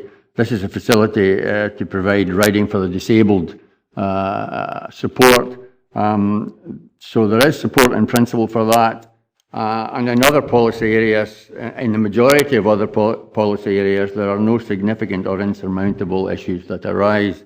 The sticking point here, however, is landscape fit, and officers' conclusion is that This is just not a good landscape fit. In this type of landscape, the development as proposed would disrupt the field pattern and compromise the landscape character to the extent that it would result in significant and unacceptable landscape impacts. This is based on guidance for that landscape type. The fact that it's a rather awkward and insertion just into that field, there seems no logical justification for it in that form. There may be opportunities elsewhere in that field enclosure, but as things stand at the moment, officers' advice to committee is that this is not a good landscape fit, and that the application should be refused for that reason. Thanks, Billy. Any questions for the case officer? Ian and then Andrew. Or Andrew and then Ian. You're fighting among yourselves. Fighting amongst ourselves, Chairman. Sorry, just so when I read this report, well, as you always do read it, obviously at the beginning it said refuse. So, okay, as you read through it, and as I was reading through it, there was a lot of reasons came up why it should be, from what I was reading, why it should actually be considered for approval, I would have thought. And I thought maybe I misread it at the beginning as I went through, but when I got to the end, clearly it does indicate it was up for refusal for the reasons as you've outlined. So taking that into consideration, this is quite a balanced report, I would say. It looks like it's okay. It is, the principle is actually there for this type of development, so on and so forth. But you've just said that it may well, what I think I've just heard you say, it may well fit somewhere better, it could look better on this piece of land, maybe further in. Could you just indicate on there what you actually mean by that? Just, if we've got the plan so we can understand what you're saying and compare it to what's there. Yes, you're absolutely right in what you've identified from the report, and as I mentioned in my summary, in the majority of policy areas there is no conflict. You characterise those as reasons for approval. They're not necessarily reasons for approving it, but there's no policy conflict in those areas. Also, as I said in my summary, the one sticking point is the landscape fit. In other words, the landscape impact of this development at this particular location. In terms of your final point, ideally, a development like this, we would hope it would have some kind of relationship, for example, with existing built development, such as a farmsteading or some development, or indeed a small pocket of woodland, and I think that's touched on in the report in terms of guidance, so that it's not just an isolated area of development that's more or less parachuted into that field and is being driven by a desire to keep it away from these houses and keep it away from these houses and put it where it can get a good access. So when I'm talking about opportunities, that's what I'm talking about. Ideally, you would hope a development like this would have some relationship with some landscape features like woodland or existing built development, for example, like a farmsteading. Thanks, Ian. Andrew. Perhaps more of a statement, Chair, after Ian's question, actually. It was related to paragraph 4.11, where it's described as an awkward insertion. Then it goes into detail where it kind of details that it's actually more of a pragmatic insertion. But after what I've heard earlier on from about how it breaks up the field and that, I can understand why in the officer's view from policy, but I still don't see that as being a huge issue. It kind of reminds me of Mark Farm, where David actually described it as a knife edge case, where it could have been, there was plenty of case for, plenty of case against. There are questions for officers here. There's a statement, yeah. So, questions for officers? None. Well, Jane, and then Pauline. I'm curious as to why it had to have a bund. I mean, there seemed to be bunding, and I mean, was that something that was suggested at all previously or through pre-application advice or anything? Because, I mean, normally speaking, why has this got a bund? Nothing to do with the officer. Well, I can ask the applicant, but nothing to do with you. Right. Okay. No, we didn't ask for that. The drawings you see, including the bund, is as submitted. Jane, Pauline. Thank you, Chair. Billy, I would just ask from a business perspective if you could confirm, perhaps you don't know this information, but I'm someone who is absolutely involved in riding for the disabled. I'm quite passionate about it. so I do know a bit about it, but I'm very confused about the fact, with the 5 stables, but then later in the report it states that the horses for the RDA will not be requiring stabling, they'll be trailered in and out, which is why they're saying 4 trailers for 5 horses, because you can book 2 in 1 for those who don't know. But why is it that there's stabling going up? Is it going to be used for a facility for horse events, equitation, lessons during the day? Could we have a bit more clarity as to what the facility will be used for, if that's okay? Thank you very much. In this case, there's no indication of that in the supporting statement, and I suggest that perhaps that's something you could raise with the applicant. I do agree that there does appear to be some slight contradictions in what they're saying in their supporting information in terms of stabling and transporting horses in. I mean, as things stand at the moment, part of the justification for a new dedicated facility is that they're operating at other facilities, as I understand it, and they have no stabling there, so they have to transport horses back and forward.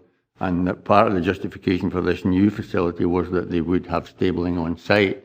But as you rightly say, there does appear to be some contradiction in the supporting information on that point.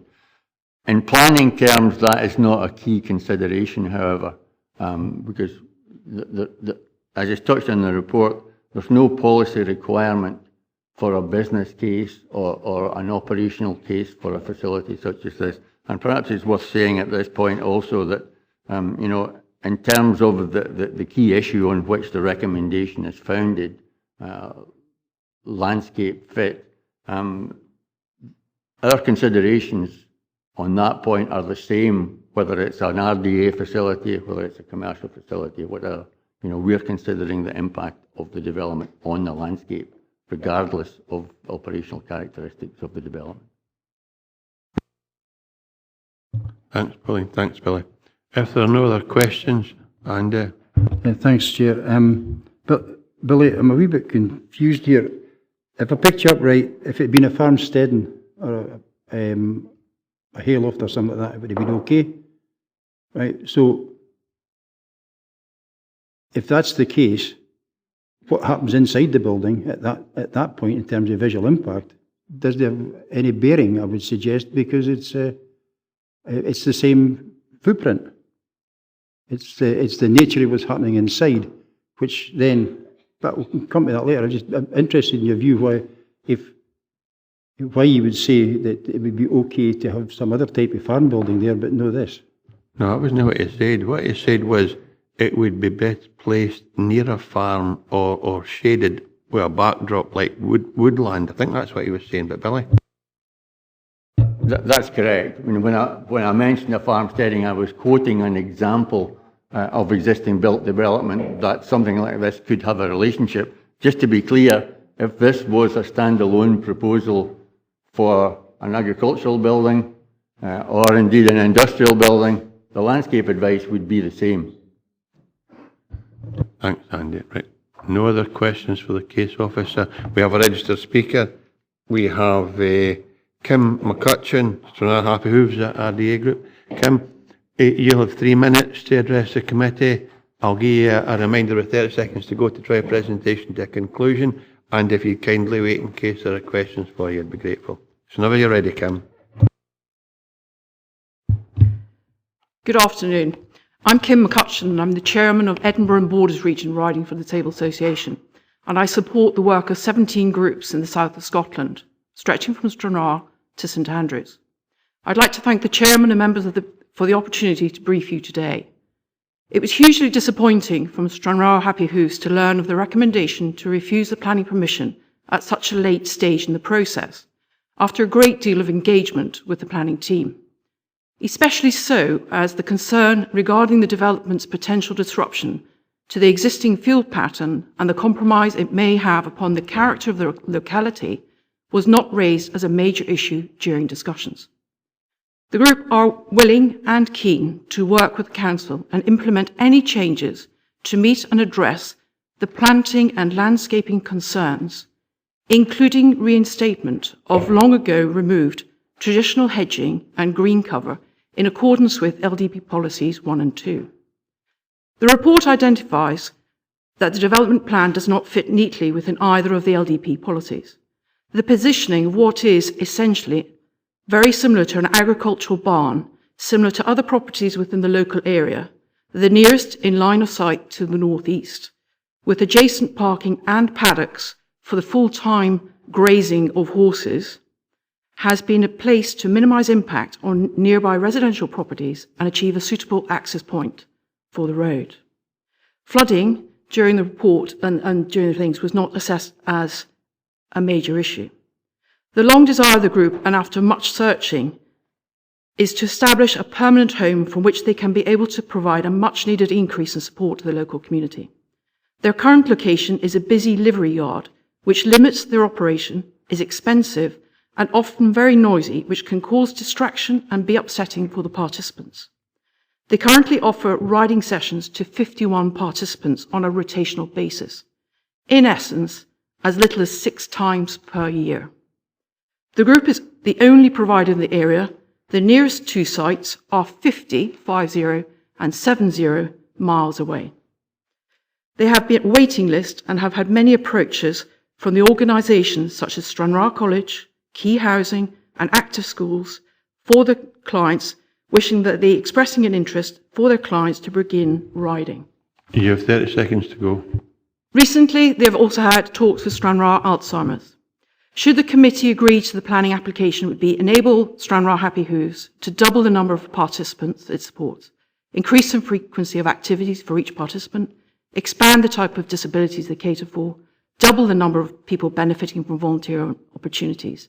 In summary, a similar size group to the proposal, which is operating in Roxburghshire, is able to provide 5 times the level of benefit to the community than currently delivered by STRANRAER Happy Hooves. Thank you very much, Chairman. Thank you very much for the presentation. Are there any questions for the applicant, Ivor? Thank you. It's with regard to you saying the current facility they use has a lot of noise. One of the objections is that there's a lot of sudden excessive aircraft noise from the proximity to West Frew. Now, just along the road from me, there was a young girl killed loading a horse into a box when an aircraft flew over. So, do you see this as an issue? And if not, why would you pick, a site near an aircraft? The group I work with is actually under a low-flying zone in the borders, and often the aircraft noise comes in. We'd obviously work very closely with the MOD and understand, or Kinetic, actually when major training or aspects were taking place. And if it need be, say there was a particular day where it was going to be high intensity of aircraft going over, we would look to either defer or postpone, so minimise. But horses are quite resilient. We have some groups operating under the flight path to Gatwick Airport, albeit that's constant. But for them, it's not an issue. They get used to it. So, yes, accidents do happen, as they do all the time, but it's something that we would work and mitigate and risk assess against. Thank you. Pauline. Thank you, Chair.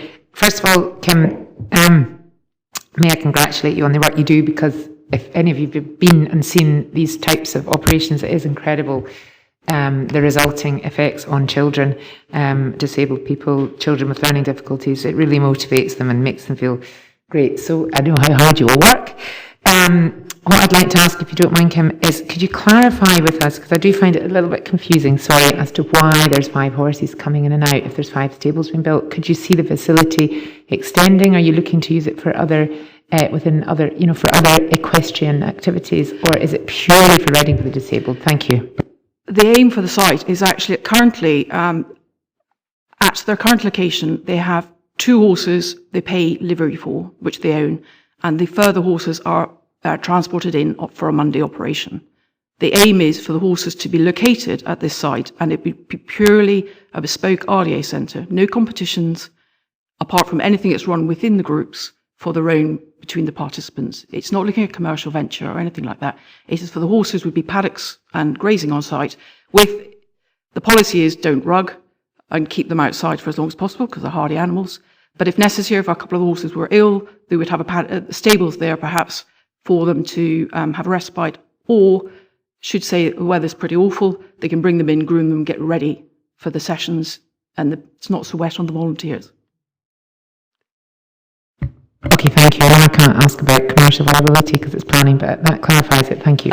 Yeah, I mean, we are the Riding for Disabled is a charity, and so the whole thing is we would lose our charitable status, so it's a non-trading, so the reliance on donations and things like that. So we're not looking to go Canadian in terms of income generation. That's not something we do as a third. Could it be something that was further developed for children in Stranraer that were, is it all disabilities? That is my... Hugely. I mean, we're only limited by our imagination in terms of, we're looking for everything from the global development delay, so someone traditionally perhaps just need a little bit more time, to those who have come perhaps from a difficult background.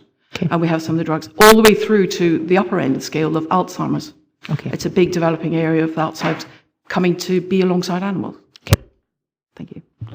Thanks, Pauline. Ian. Thank you, Chair. It's mentioned a number of times within the report that this is referred to as predominantly a community facility.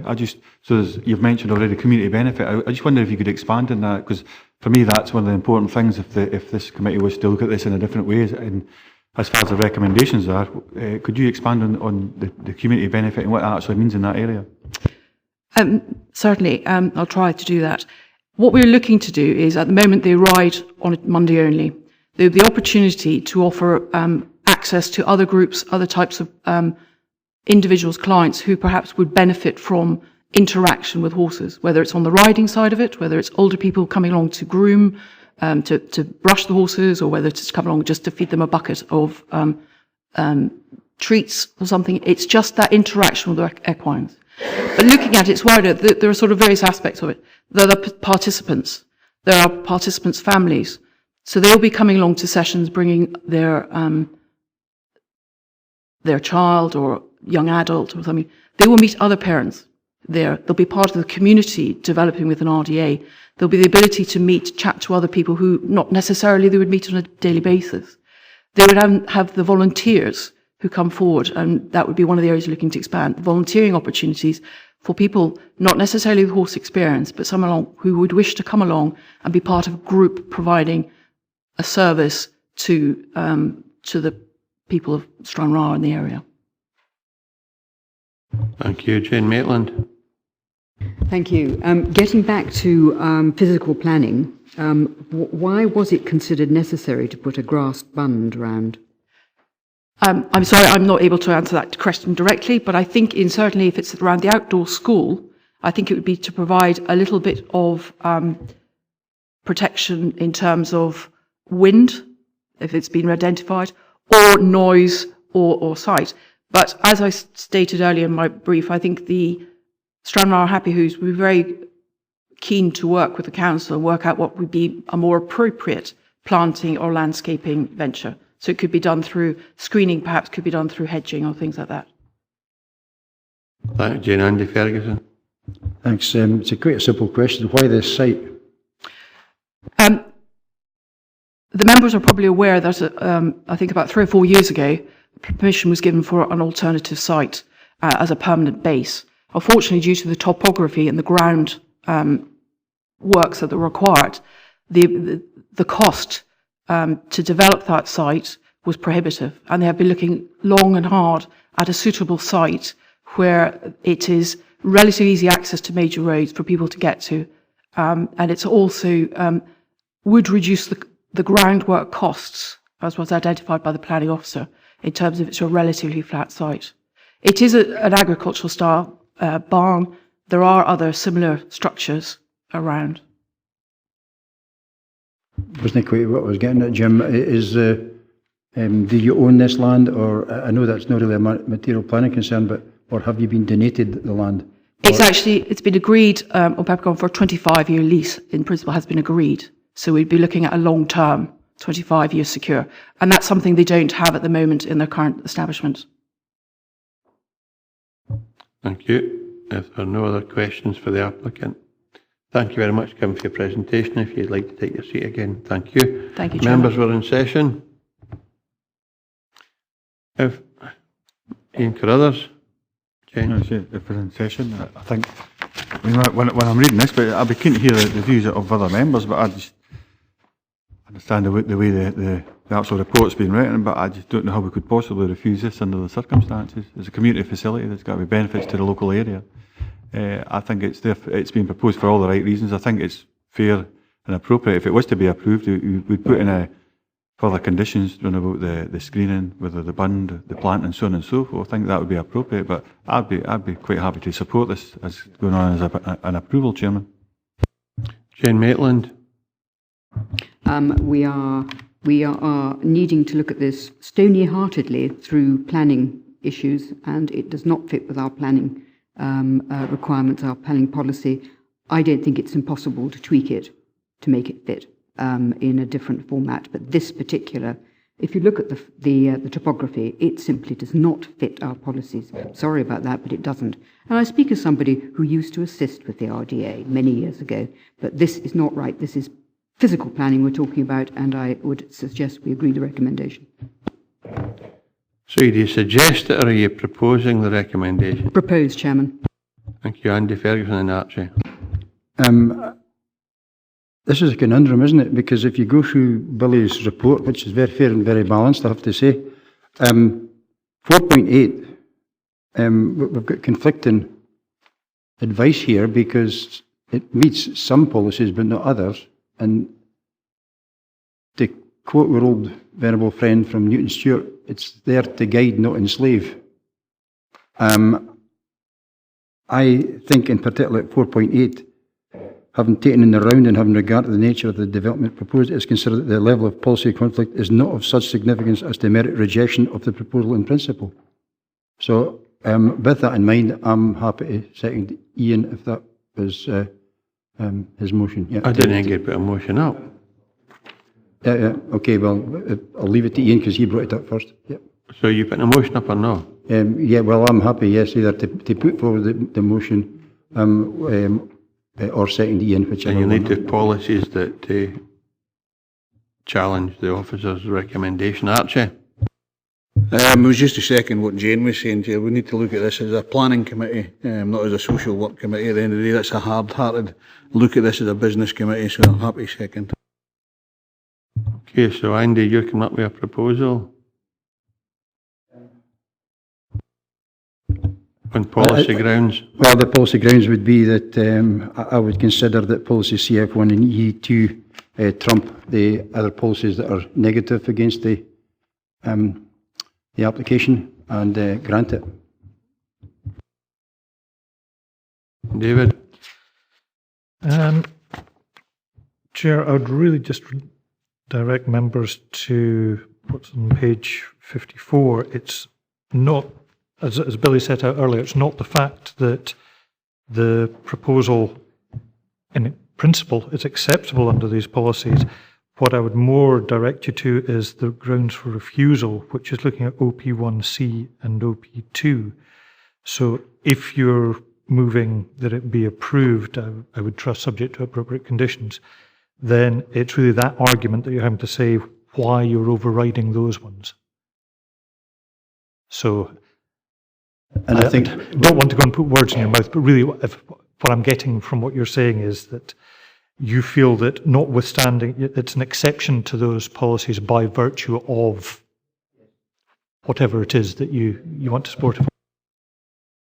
Because it is it falls within the policy CF1 and ED2, right? So that's why I would say it was an exception to current policy. Okay, that's fine. You seconded that, Andrew. It's no fight, just you need to second it. Right, okay. So we have a proposal and a second, and an amendment, sorry. Can you just go through the proposal and the amendment, Tracy, please, and then go to the vote?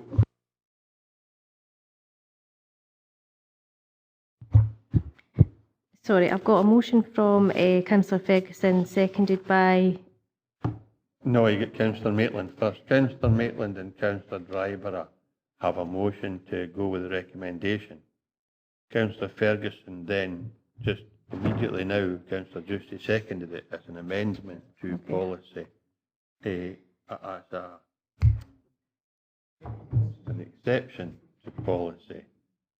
And that was So well motion articulated. So the motion is to refuse, as per the officer recommendation, the amendment is to approve. Oh, I am sorry, so the motion is to refuse, the amendment is to approve based on the argument articulated by Councillor Ferguson, seconded by Councillor Justin, and that just happened this very minute, so that's why that becomes an amendment. You all right, Pauline? I'm really sorry, Chair. I hope you don't mind me doing this at this point in the meeting, but I need clarification on something before I make my mind up. Is that allowable? Yeah, what clarification do you require? Page 48, 3.2b, which is the objections. We had an interesting presentation and a very helpful presentation from Kim McCutcheon. However, and she clarified with us that the nearest facility for something like this, and I know it's a planning decision, but I need to know this information before I make my mind up, it was 50 miles away for disabled people. But in this report here, I know this is from the objectors, have said it's a 15-mile radius. There's some other facilities within a 15-mile radius. Is anyone able to clarify that for us as councillors, please? Thank you. Billy, are you aware of any? I was just trying to find the paragraph in the report, and I did touch on this in an answer a few moments ago. Whether or not there are other facilities, there's no policy requirement in planning terms to justify it, or there's no requirement to demonstrate a need, or indeed that there's an oversupply of facilities. You know, as background, as I understand it, and this is just my understanding, there was another facility some distance away that did provide riding for the disabled. Whether it still does or not, I do not know. What we are considering is what's before you now. Okay, I appreciate that. Thank you. Fair enough. Okay. Tracy, can you just confirm the motion amendment, please, and we've got the vote? So I've got a motion from Councillor Maitland, seconded by Councillor Driver, to refuse as per the grounds in the report. The amendment proposed by Councillor Ferguson, seconded by Councillor Giusti. What I've got here is to approve as an exception to policy as it complies with policies CF1 and ED2. However, the reasons for refusal were under a different policy. Yeah, just to clarify what I'd scribbled down from that, and please correct me if I'm wrong, is approved subject to appropriate conditions as an exception to policy, in that policies CF1 and ED2 would be of such benefit that it would override any concerns under policies OP1C and OP2.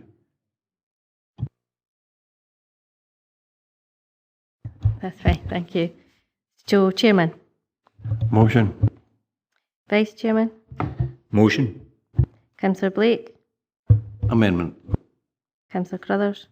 Amendment. Councillor Driver. Motion. Councillor Drysdale. Amendment. Councillor Fairbairn. Amendment. Councillor Ferguson. Amendment. Councillor Giusti. Amendment. Councillor Hislop. Councillor Lever. Motion. Councillor McComb. Amendment. Councillor McKee. Motion. Councillor Maitland. Motion. Councillor Martin. Amendment. Councillor Tate. Councillor Young. Amendment.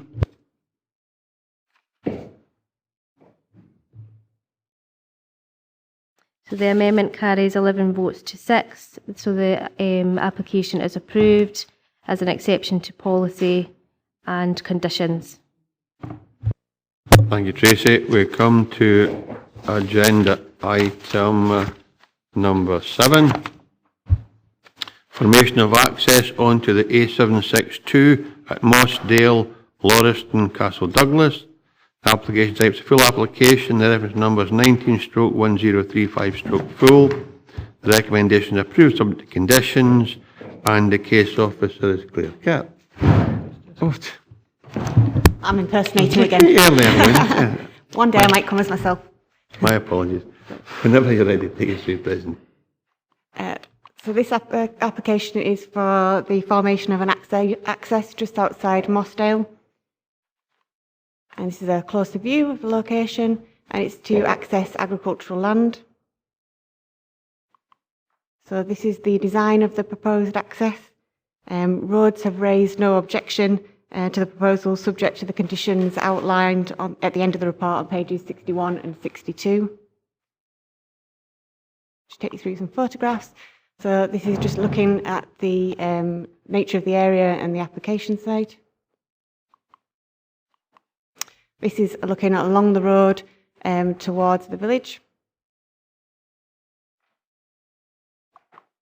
And this is looking in the opposite direction. It's not too clear, but on the right-hand side, you'll see the existing access to the field. The application is recommended for approval with the conditions proposed by the roads attached to the report. Thank you, Jessica. Any questions for the case officer? In that case, we have one registered speaker. We have James Ingold, the applicant. James, you'd like to come forward, please?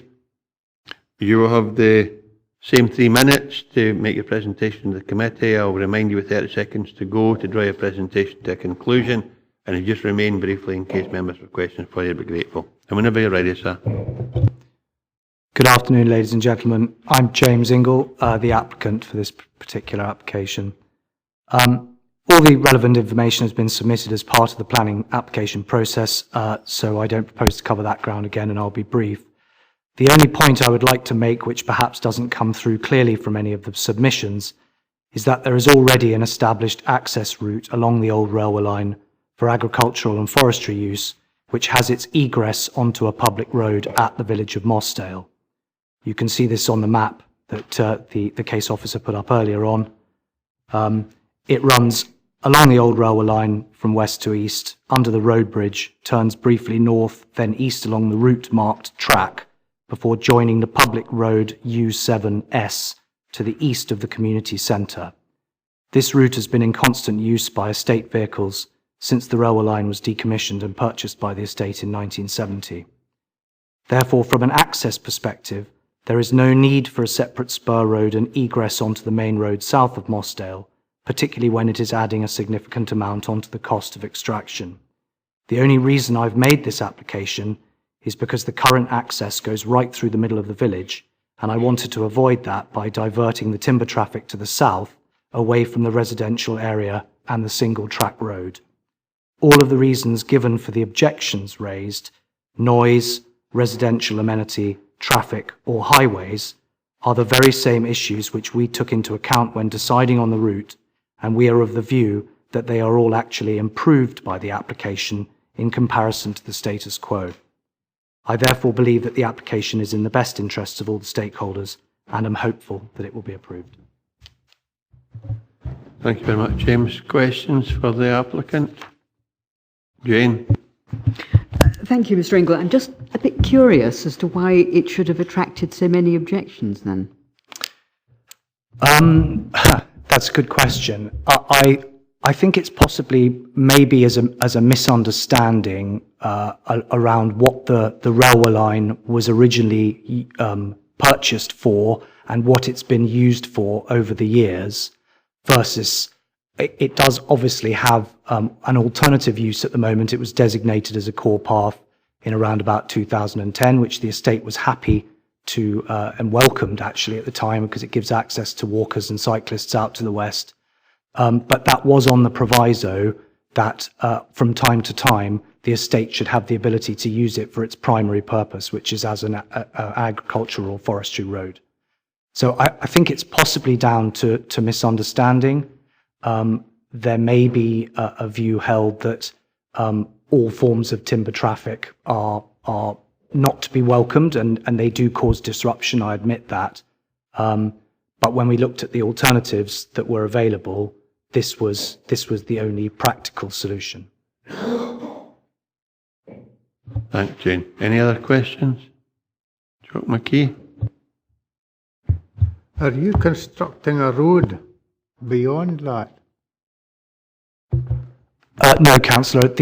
What we're talking about here is a small, well, there's a spur road which will come off the railway line about 250 metres to the west of MOSSDALE, and will cut across the field to where that bell mouth is located. So it'll form basically the bottom of a triangle, if you like.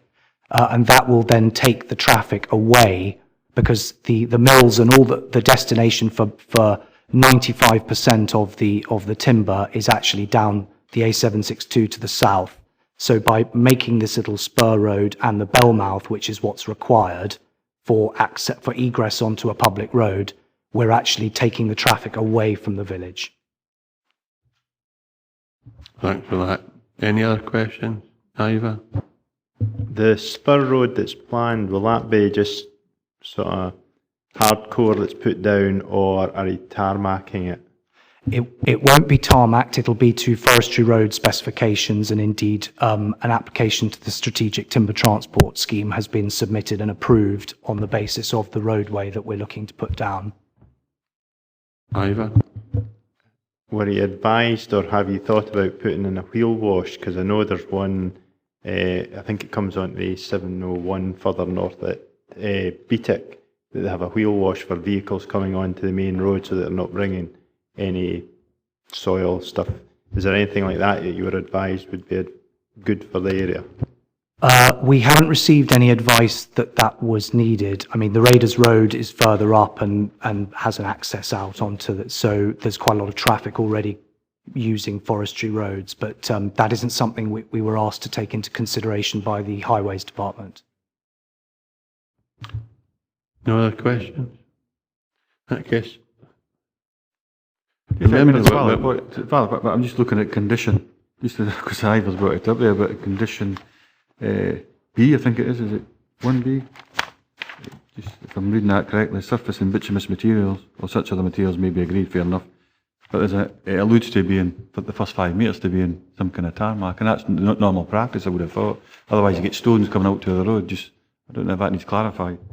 We're only dealing with the access. That was a general conversation I think we're having about what the track and the road would be used for. First 5 metres will be surfaced, according to the report. Judith? It's Jessica. There is a standards road condition for the access to be have some kind of solid surface so that the gravel or so doesn't gone into the main carriageway. So yes, there is a part of it which should be a solid surface. Okay. This time, thank you very much for your presentation. Thank you. Just resume your seat, that'd be great. Thank you. Members on session. Archie? Agree with the recommendations, Chair. Jane, second that. No alternative view. Okay. Members have agreed to approve application subject to conditions in the report. Thanks, Tracy. Agenda item number 8. Installation of 6 windows, partially retrospective at Palmerston Park, 76 to 94 Terregles Street, Dumfries. Application types of full application. Reference number is 19/1028/full. The recommendation is to approve unconditionally, and the case officer is Jamie Mackenzie. Jamie, you can say through your presentation when you're ready, please. Thanks, Chair.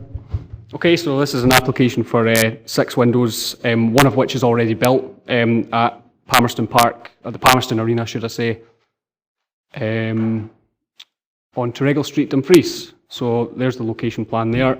It's on the south elevation of the building. I'll just click. Sorry? Oh, point towards that. Okay, sorry. Oh, yeah. Sorry. Here's the block plan showing the site area. So the site's obviously accessed from the roundabout over there, and then you enter from the north side, and then it's just the application site to the opposite side of there.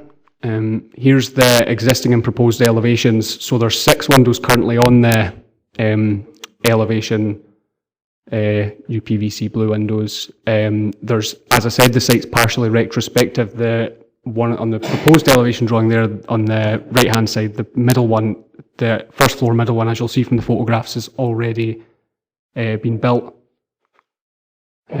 So here's the existing ground floor plan showing that the windows would service a gym, and there are no windows on the existing ground floor plan from there. And then that's just the proposed ground floor plan showing the how the windows would look on the floor plan. Here's the existing first floor plan showing that it's also a gym on the first floor, and 3 windows as well on that elevation. Here's the photos. So that's obviously the building on the left-hand side there.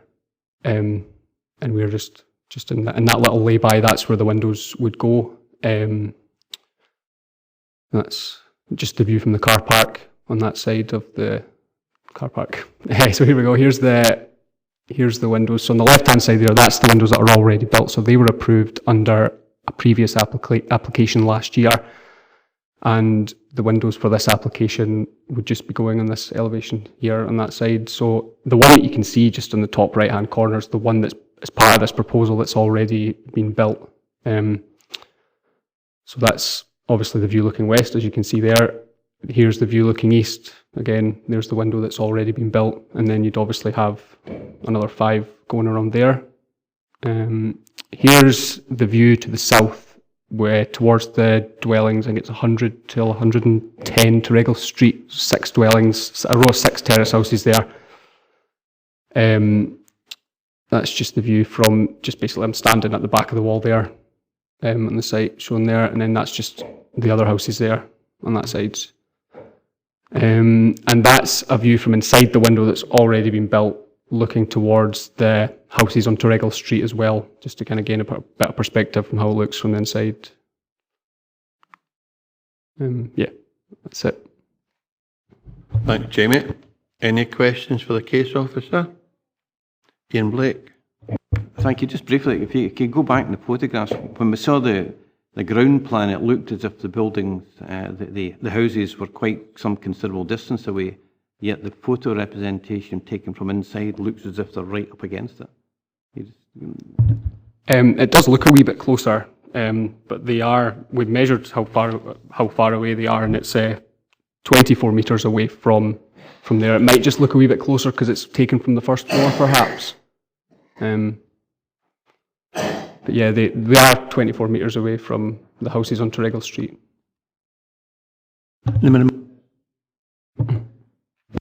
Yeah, sorry, I should have mentioned that as well. Thanks.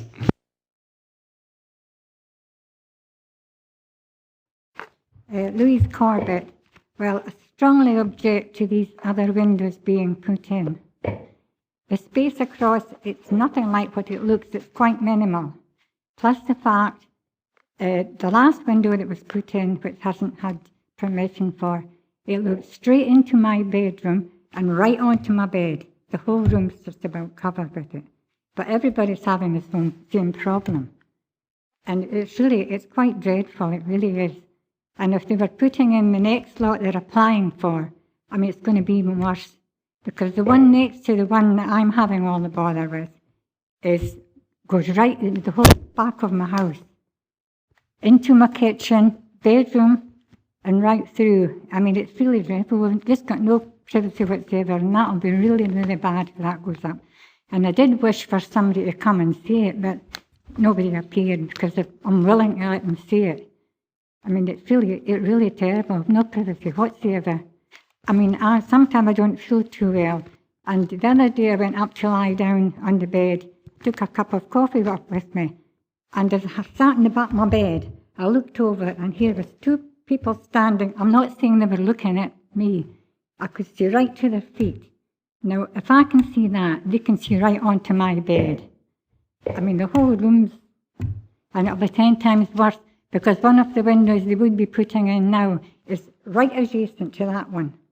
So it'll be right through my whole kitchen. I've quite a big kitchen and a big window. Just absolute. I mean, the other people are the same. So I really do object to it. When William Lowe, have I got time to say this? When William Lowe, first of all, put the supermarket in, they came round all the houses and talked with us, and, you know, they were really, really good and did some work for us on our ground. And they did say there would be no intrusion into our houses.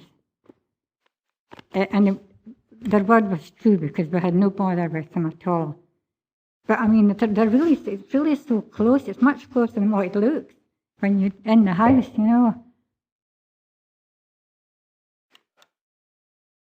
Thanks for that presentation. Do any members have any questions for Louise? In that case, Louise, thank you very much for your presentation. If you'd like to resume your seat. Thank you. I have now Sheila Wilkinson. Sheila, would you like to come forward, please?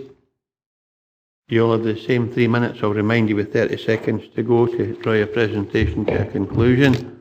And you just remain in case members have a question for you, that'd be great. And whenever you're ready, thank you.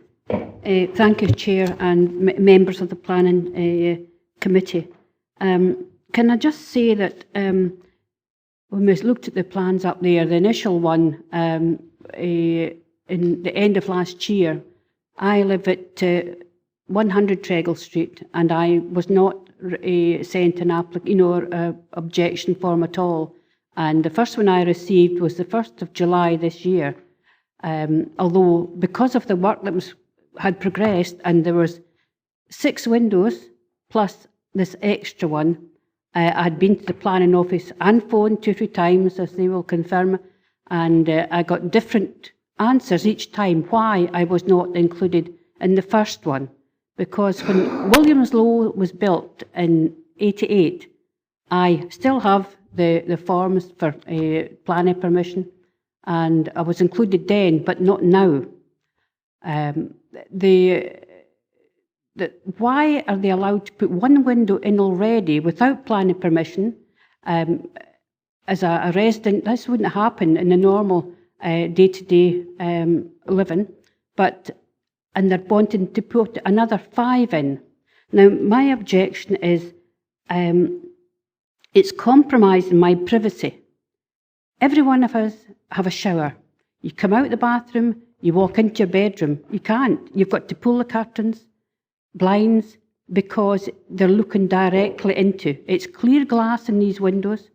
They're not frosted. I don't want blinds, but it's clear glass, and they can see directly into my home. I can't have a cup of tea in my bed because they're looking directly onto my bed. It is, as I say, it is lack of privacy in your garden as well, but the garden's not so bad. Everybody has people looking into their garden, but it's my home that's my biggest concern.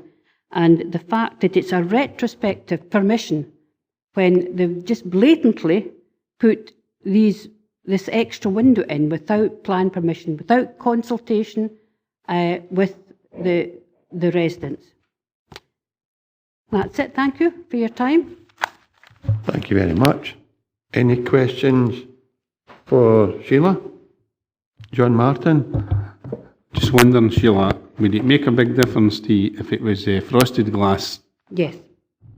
So you would agree? You would say it would be okay if the glass was frosted? They wouldn't see into my home, and that's my. So the question is, though, would you be quite content if the windows were installed but with frosted glass so that the folk couldn't see out? Yes. Thanks for that. Okay. Any other questions? In that case, thank you very much for your presentation, Sheila. If you'd like to resume your seat, I now have Caroline Hamid. Caroline, if you'd like to come forward, please. Again, Caroline, 3 minutes, and I'll remind you with 30 seconds to go just to draw your presentation to a conclusion. Okay, thank you. Good afternoon, everyone. I previously received the notification about this one window on the 1st of July, and I immediately wrote to Jamie on the 2nd of July. The applications for the 6 windows that are already in, I never ever received any application. Blame Royal Mail, but I didn't get it. If I had, I would have objected. However, I note that at least 7 of my neighbours have also sent in objections to this. Last week I was on annual leave, a time to relax and enjoy my home and my garden. It was impossible. I can see people working in their office. I can see them from their feet right up to their heads on the phone, chatting, walking about their office. If I can see them from my home, they can see into my back living room. They can see everything I do. No relaxation at all. So it should have been a nice wee week off. It wasn't. It makes me extremely uncomfortable and dreadfully unhappy and unable to enjoy my life in my own home due to the intrusion or invasion of my privacy. I feel that the attitude of the park owners, whoever they are, and their agent has been cavalier with no thought as to how their neighbours will be affected.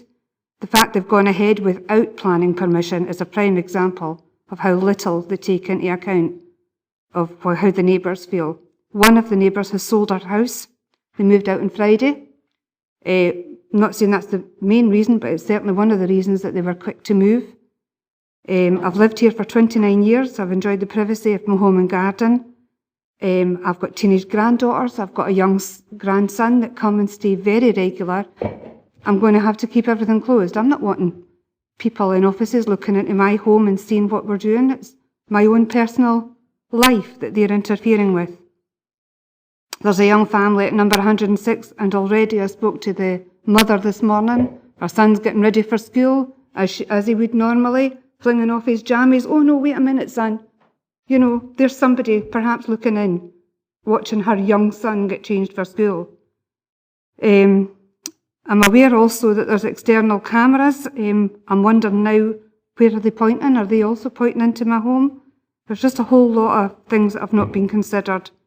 I would invite any of you along to my home, and you can look out my window and you can see exactly what we see. And that's the only way that you'll find it out. I'd also maybe quote the Human Rights Act, Article 8. You have 30 seconds to go, Carol. Okay, the Human Rights Act, Article 8, gives the UK citizens the right to respect for your family life in your home. That's absolutely been flouted. That's all. Thanks very much. Any questions for Caroline? In that case, John Martin. Just again, is it the three top windows you're concerned about? I'm not bothered about the bottom windows. The bottom windows, they're fine. Yeah. They don't look onto anybody's garden. It's the top windows. Top ones. Not just the three that are asked for, the three that are already there as well. Because that's the three that are looking into my home. And it's not a gym, it's an office. The only thing is we have no control over the three that are already there. The office three. They're approved. But my point is I didn't know about them until they were in. Yeah. Okay, so I would probably like them to be considered as well, because they are looking directly into my house. Okay, any other questions for Caroline? Thanks very much for coming forward. Okay. Members are in session.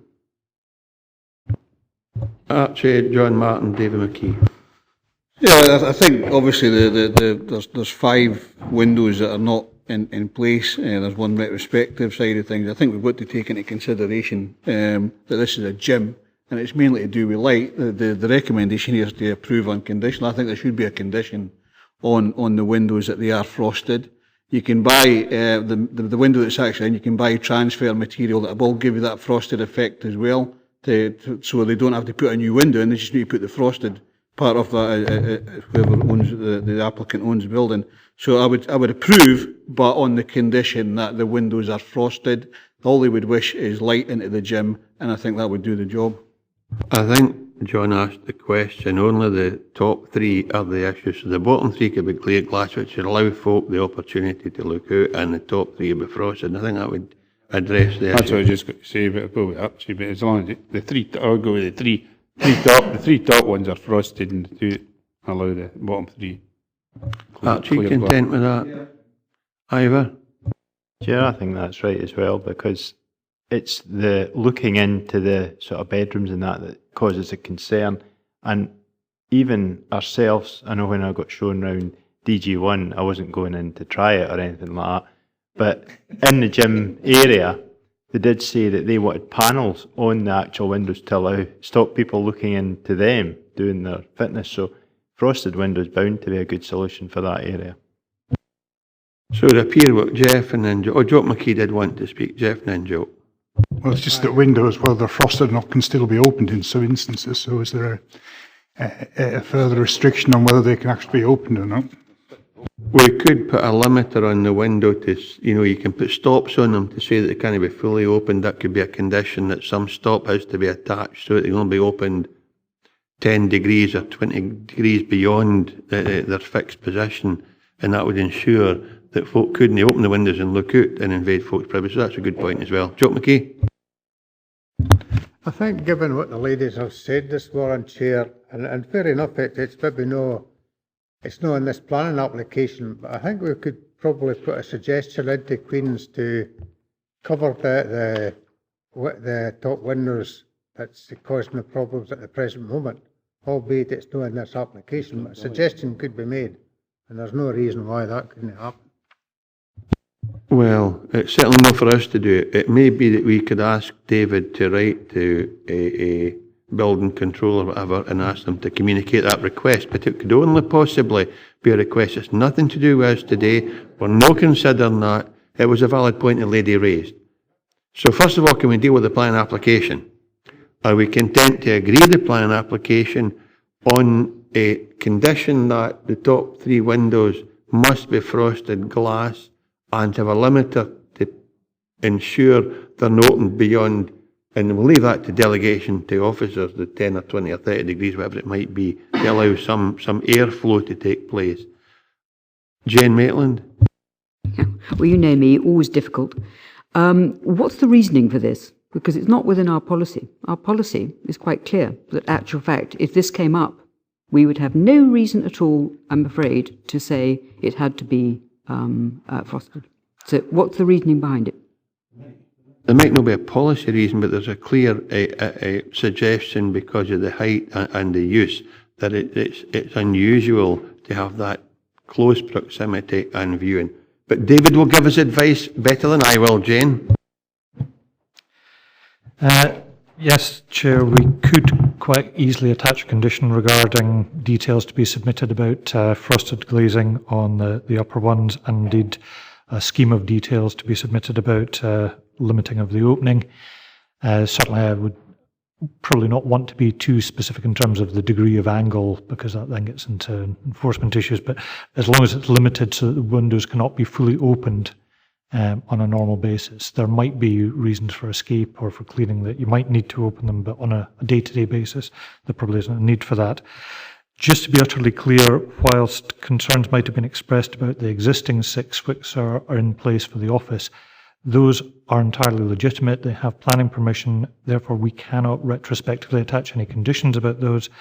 What we could do is attach a directive suggesting that they may wish to consider that, assuming it's in the same ownership as the current applicant, but I don't know that. We'll check that out, and if it is, then we could certainly apply that as a directive, just as a suggestion that they may wish to consider that for privacy for both sides. Members content with that? Okay, on that basis, are we happy to agree with the application? Subject to conditions well put in. Tracy? Thanks, Chair.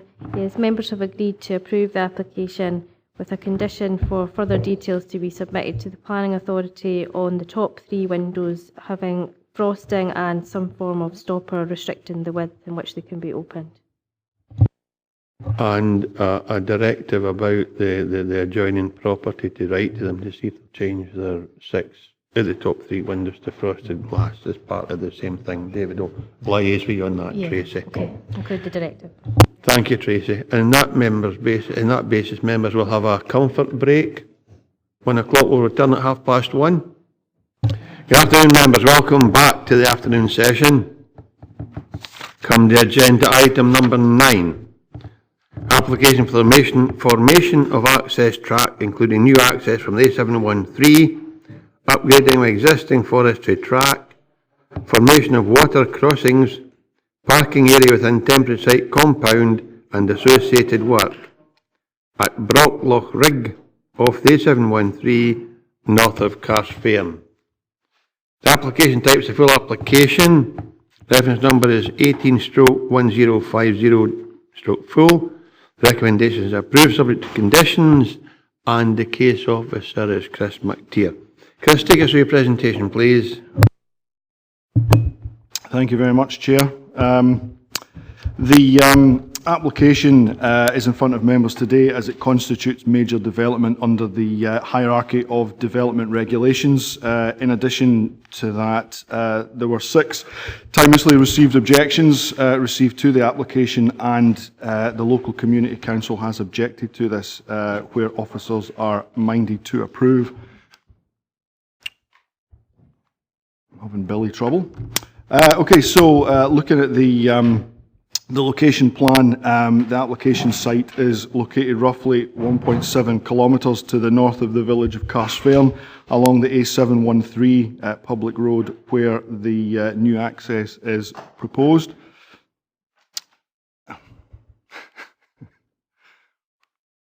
Oh, gone too far. There we are. Okay. So the development itself is broken down into a number of sections. First of all is the new road access and approximately 3.2 kilometres of new access track from the road crossing over the Water of Duke, which, could you maybe close the curtains just so I can use the point of the Water of Duke is just about here. You see it now? I think so, yeah, if you don't mind. Thank you. Unless it's the pointer. There we go. Sorry about that, going back. So we're looking at 3.2 kilometres of new access track from the main road over the Water of Duke into the forest, and approximately 7.8 kilometres of upgrades to existing forest track. So the new road access is down here. Pointer. This is the new track here, and then in blue, this is all upgrades away up into the site, up the top there. In the forest more widely, there are several different developments going on there, not least of which are the Windy Standard wind farm developments. There's currently Windy Standard 1 and 2 operational in there, as well as fairly extensive commercial forestry. Scottish Power are currently doing works in there as well, and there are several residential properties located in the forest too. The current access into the forest is just out of the picture here, just further up the road, and goes into the forest there. If you have a look at some of the background applications that are relevant to this one, we're currently awaiting Windy Standard 3, which members might remember from a couple of years ago. We had the public local inquiry for Windy Standard 3 back in December. We don't have a decision on that one just as of yet.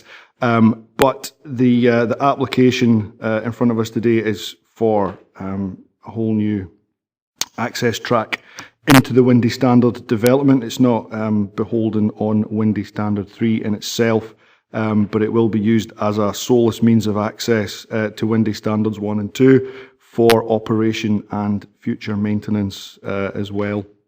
But as you can see from the proposed new road access, this is large enough for any future AILs to be brought into site. AILs, just to clarify, are abnormal and indivisible loads. So in layman's terms, turbine blades, nacelles and tower components. We've also got an indicative construction compound, which is located further along the new access track. It's basically going to be used for temporary buildings, storage of materials and vehicles. It's going to be surrounded by a 2.5 metre palisade fencing. 3 different types of track proposed there. The first one is just a sort of cut level track where ground is being excavated for the track to go on. The second one is what they call a floating track, where the track is constructed on top of the ground. And number 3 down the bottom is where the existing forest tracks are being widened. There's also some drainage detail as well, so you can see where the silt drains are and how they're going to be, how they're going to take the water away from the access track. This is the Water of Duke crossing. It's a brand new bridge, single span. It has been redesigned from the one originally submitted with the application. There was a leg kind of sort of in the middle. Not quite to the middle, just to the left in there, which was in the water, but not on the redesigned one. If you have a look in the report on page 75, SEPA's consultation response, to that is paragraph 2.2. Now, SEPA aren't objecting to the application, but there were quite a few issues with this in terms of flooding, waste management and impact on private water supplies. Now, you'll see it's a 2018 application. It has taken quite a wee while to resolve the SEPA issues. SEPA are happy with the application as it stands, particularly with the redesign of the bridge. Isn't going to alleviate, it's not going to exacerbate, sorry, any flooding concerns around about the water of Duke.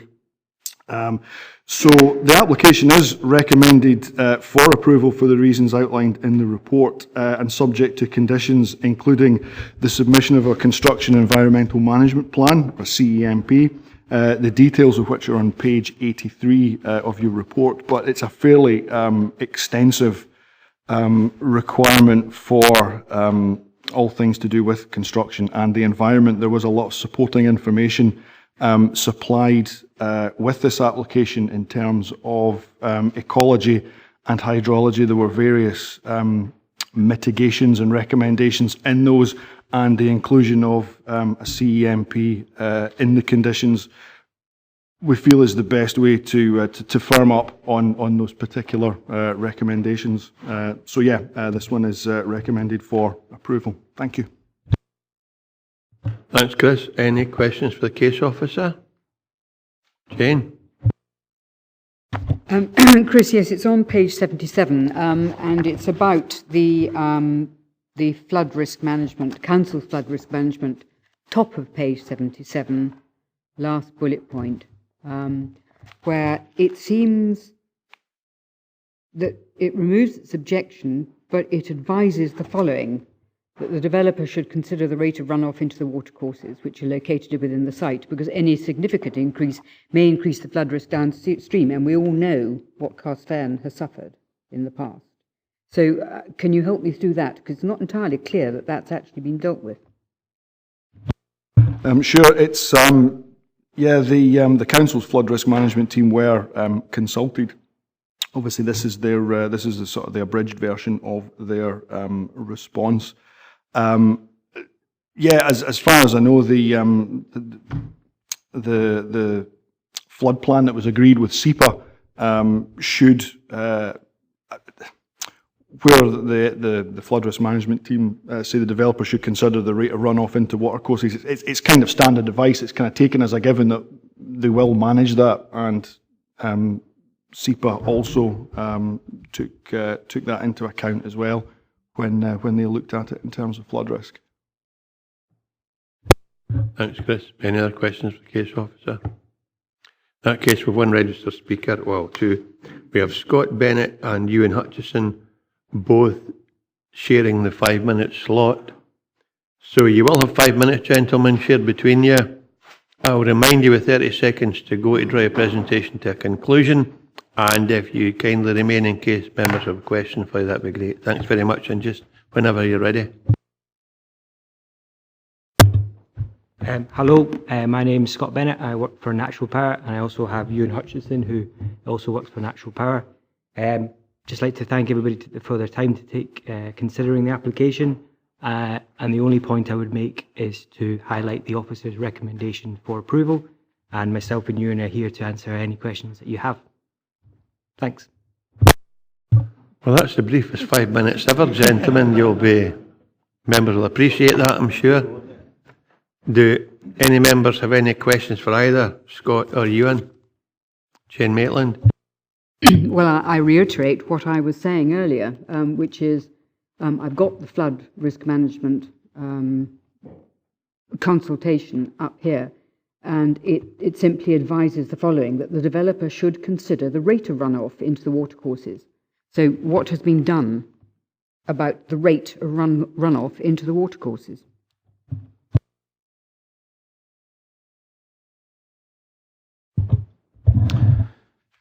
I think, as Chris said, the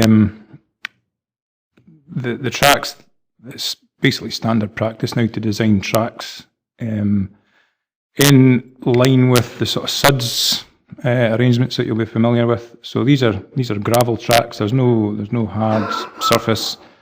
Water can permeate through the surface of the track. If you go back to some of your cross sections there, Chris. So they're all designed with sort of drainage inbuilt into the sort of construction of the track itself, and that helps to sort of retain. There's no exacerbation of any runoff. The only real flood issue or that arose with this was because the bridge which was proposed potentially was eating into the floodplain on the water of Duke. That now has been resolved, and SEPA are happy with that outcome. But the other tracks, I mean, it's beyond the bridge. We're pretty much into existing forestry tracks. So there's nothing really new here that's going to, significantly increase the rate of runoff. Thank you. CARSPHAIRN, I'm sure, will be very pleased to hear it. Thank you. John Young. Yes, thank you, Chair. I note some of the objections were concerned about private water supplies. Can you give reassurance regarding that, and how close does this development come to any residential properties? Again, you're right, that was an issue that was raised by CARSPHAIRN Community Council. We've since looked into that, we've revised the proposals, and the outcome is satisfactory to SEPA and to the council. The nearest property, Scott can maybe help me out here. There is around about 150 metres is the closest property to the new track at Knockendork. Happy, John. Any other questions? One brief question then, gentlemen, before you go. CARSPHAIRN Community Council have quite a comprehensive set of objections, but what they're saying is, though, we'd like to continue dialogue with you even if this application is approved. Is that something that's likely to happen? Dialogue is ongoing with the Community Council on behalf of the operators of the wind farms here. And so, yes, that will be something that does continue. I don't think it's specifically referenced in the report, but we have responded to those points back to Chris and the council and back to the Community Council as well. So as far as we're concerned, we've dealt with the points that have been raised. We've consulted them as part of this application. It's a major application, so it has statutory consultation requirements, which we've met. We've picked up on the points that have been raised. We've addressed them. We've looked at alternatives, and we're glad that there's a satisfactory outcome as far as the officers are concerned. Yeah, thanks, Ewan. That's great, because it's just encouraging to know that you'll continue to speak with the community even if you are successful in your application today. So if there are no other questions for Scott and Ewan, thank you very much for the presentation, gentlemen. If you'd like to take seats again, members are in session. Archie. Quite simply, Chair, just agree the recommendations and the conditions approved within the report. That unanimous? Okay, can you confirm the decision, Tracy, please? Thanks, Chair. Members have agreed to approve the application subject to conditions as detailed in the report. Thanks, Tracy. Come to agenda item number 10. An application for the erection of wind farm comprising 9 wind turbines, maximum height 160 metres to blade tip, formation of access tracks, borrow pit, temporary construction compound, erection of control building and on-site substation, and associated infrastructure at Little Hartfell, Corrie Common. The application type is a full application. The reference number is 18/0188/full. The recommendation is to approve, subject to A, the successful completion of the appropriate legal agreements within 6 months of the date of the decision of any extended timescale as agreed by the appointed officer, and B, conditions. Case officer against Chris McTeer, take us through this, and Chris, please. Just a point of something that's written in the the report itself, and I'm presuming it's a typo on page 116. We don't have legal agreements. We do have legal agreements. Is that correct? Fair enough. 10 points to Gryffindor. Actually, I do have one more typo, which watch this stick, Gryffindor. It's not so much a typo, it's a continuity error, as they say in the movies. On page 115, I've noted that the MOD consultation response is 2.8, paragraph 2.8. It's actually paragraph 2.12. So yeah, just to point that one out. Turning to the application in hand, it's in front of members again by virtue of being major development under the hierarchy of development regulations. No objections were received to this one, but we did receive 65 letters of support in a situation very similar to one you might remember from back in June with Crossdykes Wind Farm. So as we can see, here's the application site. And it's located 10 kilometres to the northeast of Lockerbie. Corrie Common lies some 3 kilometres to the south, and Langham is approximately 13.5 kilometres distant. As you can see, the site is fairly extensive forestry, and it extends to approximately 562 hectares. The proposal is for 9 wind turbines and various ancillary and infrastructure works. The scheme was originally for 12 turbines, and the eagle-eyed amongst you will have noticed we've kept the original turbine number, so this one here is T12, but just to confirm, it is only for 9 wind turbines for this application.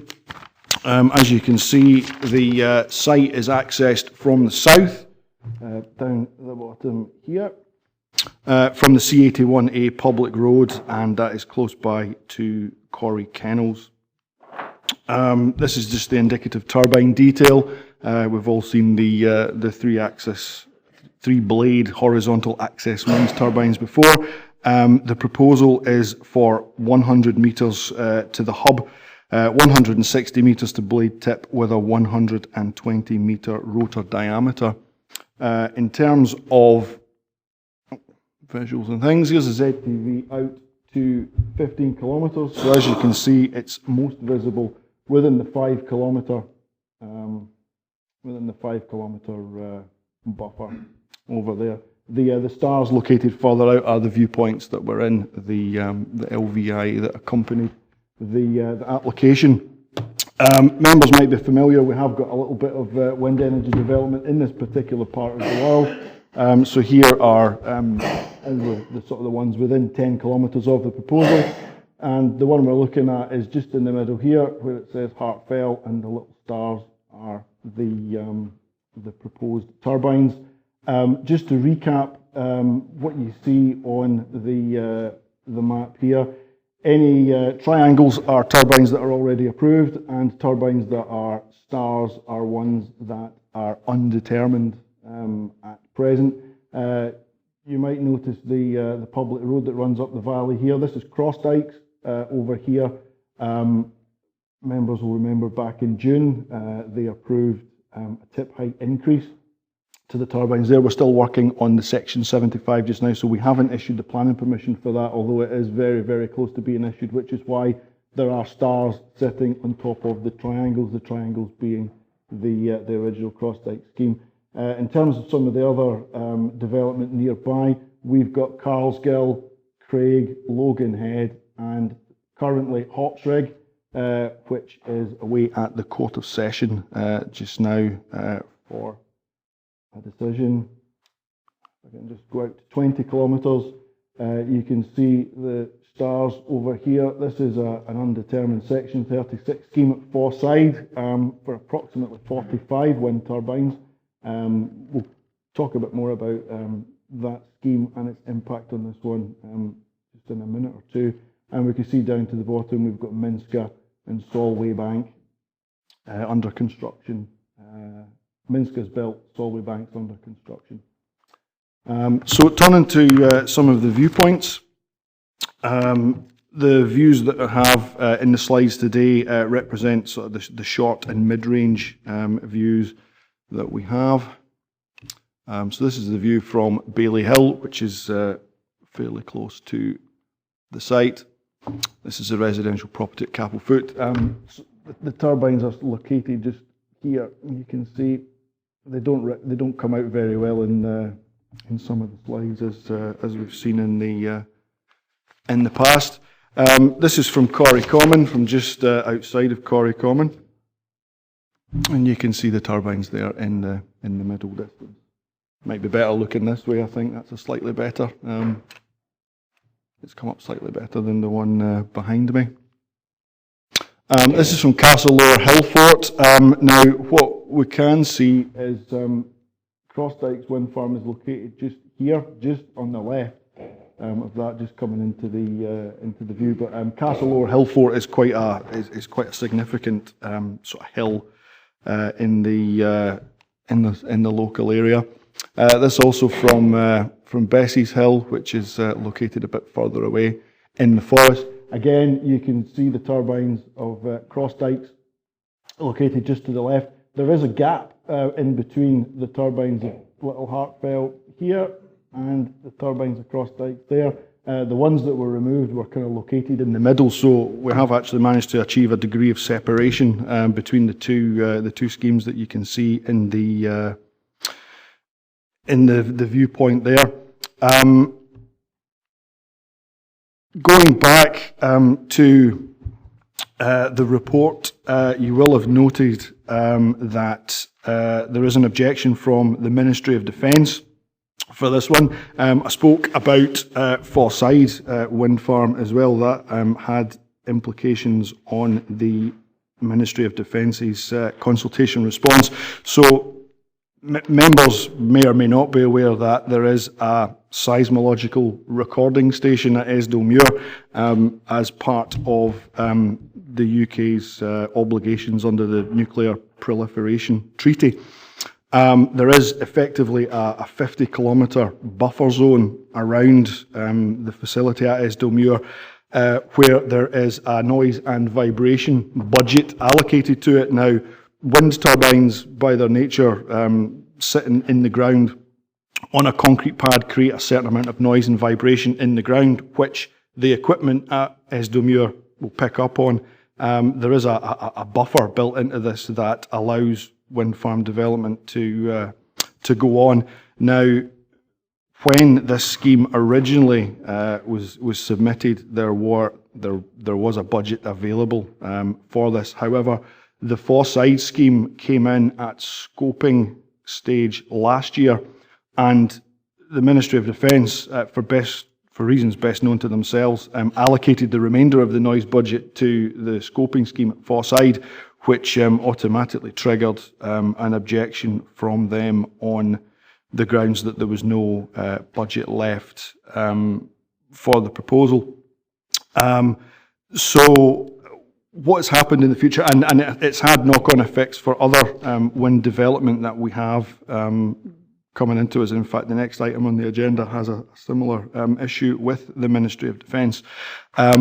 What's happened is there's been a working group set up of developers who are working with the Ministry of Defence to recalculate the budget that would allow a couple of schemes to go through in the meantime. It's a situation very similar to one where a wind farm might pick up an objection from NATS, from the air traffic control people, where they know they can agree a scheme going forward, and where we would use a negative suspensive condition that would say there would be no above ground development until a scheme had been agreed with NATS. In this case, we are recommending a similar scheme or a similar condition to deal with the MOD objection for this. Putting the MOD issue to one side, in terms of landscape and visuals, which obviously play a fairly large part in this as well, the Council's landscape architect hasn't objected to the proposal. She was involved in discussions with taking out some of the turbines and arriving at a scheme that we felt we could support, one that fitted the landscape fairly well.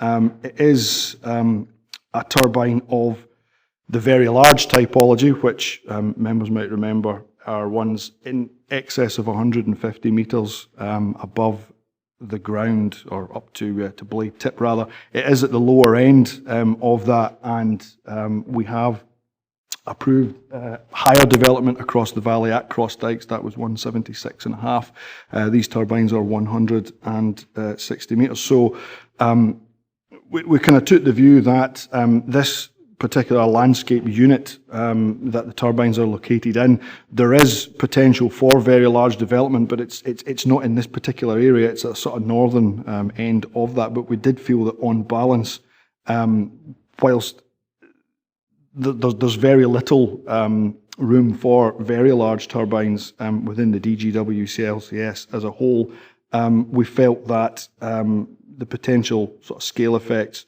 had been addressed, and it was, and for the reasons set out in the report, we do recommend this one for approval.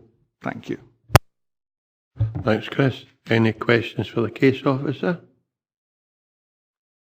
Jeff? It's just a general question on page 92, the decommissioning. I assume this is common to all the wind farm applications. A decommissioning bond will be agreed with the applicant. What form of bond is that? You know, taking into account the problems we've had with open cast mining and the fact that the promise to decommission the sites properly wasn't worth the paper it was written on. The bonds, we agree.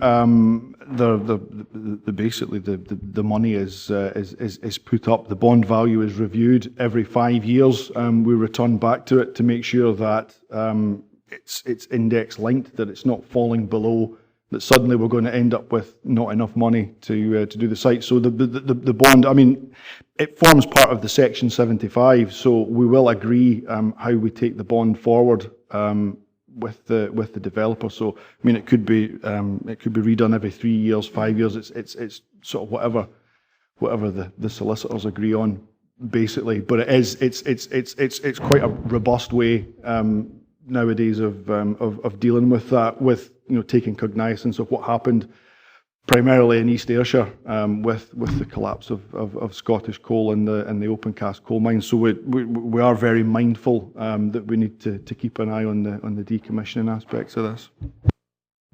The point well made, Jeff. We were the market leaders in failed open casts. We got two in Upper Nithsdale, and one of them we only got half the money that it would actually take to reinstate it. So I think it's important that we keep our eye on that particular aspect of decommissioning and don't lose sight of the fact, because we don't want left with the same issue again. It's certainly been a bugbear locally. Jane Maitland? This is just something I cannot remember exactly, but this is to do with noise on page 122. I had at the back of my mind that the Environmental Health Officer talked about 35 decibels background level being acceptable at night. Now, I just can't remember what this was all about. So I was surprised to see the numbers there, that at all other times it should not exceed 40. In my mind it was 35 at dwelling houses, but as a general rule of thumb. So can we say, are we treating this noise in exactly the same way as we would treat other noise, and if not, why not? That's the question. It is. Yes, there are a clear set of criteria that we look at in terms of noise. The ETSU R97 standard. We have a standard condition that we use, which noise is quite a complicated thing to work out, but we do have an absolute fixed limit where we won't accept noise from. Off the top of my head, it is normally the background noise plus a certain number decibels on top of that with an absolute upper fixed limit, which is, I think it's 43. Yeah, I mean, the EHO has looked at this. They do look at all the wind farms for noise, and we do have a very specific set of conditions that we add to them to take noise into account. But yes, the noise criteria are set out also within PAN 1 2011. But yeah, we have looked at that background noise plus a certain amount that comes into that. It was addressed as part of the submitted EIA, and the EHO was happy with the figures as they were submitted. Archie? Yeah, just one thing, Chair. I mean, obviously you've talked about the budget for STLMUIR and MOD and you talked about Forside as taking up most of that budget, but there is another one in there, Scoop Hill. Has that been taken into consideration as well? Because obviously we will be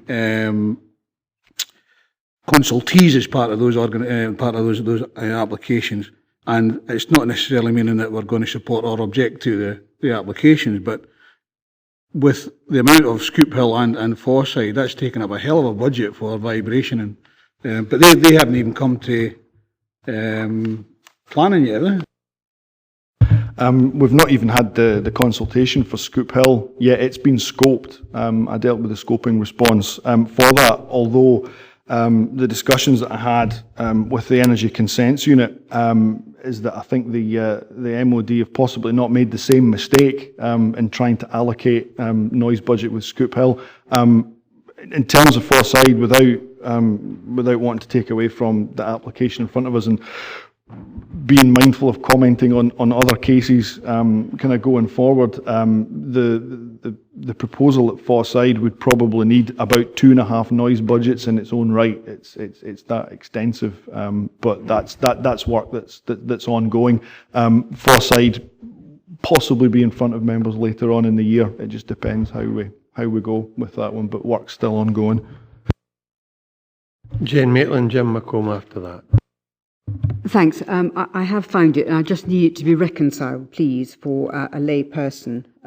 Page 122 is the decibel level of 40. That is 34B, page 122, 34B. But if I'm looking at the, presumably you're telling me it's a standard condition, it's on page 149. In the next one, it's 35. I need some help in reconciling these two. We might be talking about different things, but I could do with some help. Page 149 is the next wind turbine application, 24A, on page 149. David's got to deal with that for you, Jane. Thank you very much. Thank you.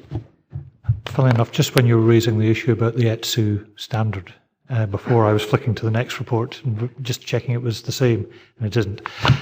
Short answer to that is we take our advice from Environmental Health. We can double check that if members are minded to support this. We'll absolutely make certain that the figures do tally with whatever they're recommending. And if there is any discrepancy between them, then I'd like to know why myself. Because normally my understanding is that the standard is 35, but normally we actually look to have it I think it's 40 is the normal one, or 5 dB above ambient background level, whichever is the larger. So I will need to go back and double check that. So if members are minded to support either of these two applications before issuing anything, we would double check that the conditions are indeed correct. Well spotted, Jane. Your light's still on. Sorry. It's your memory, I'm telling you. Jim. Thank you, Chair.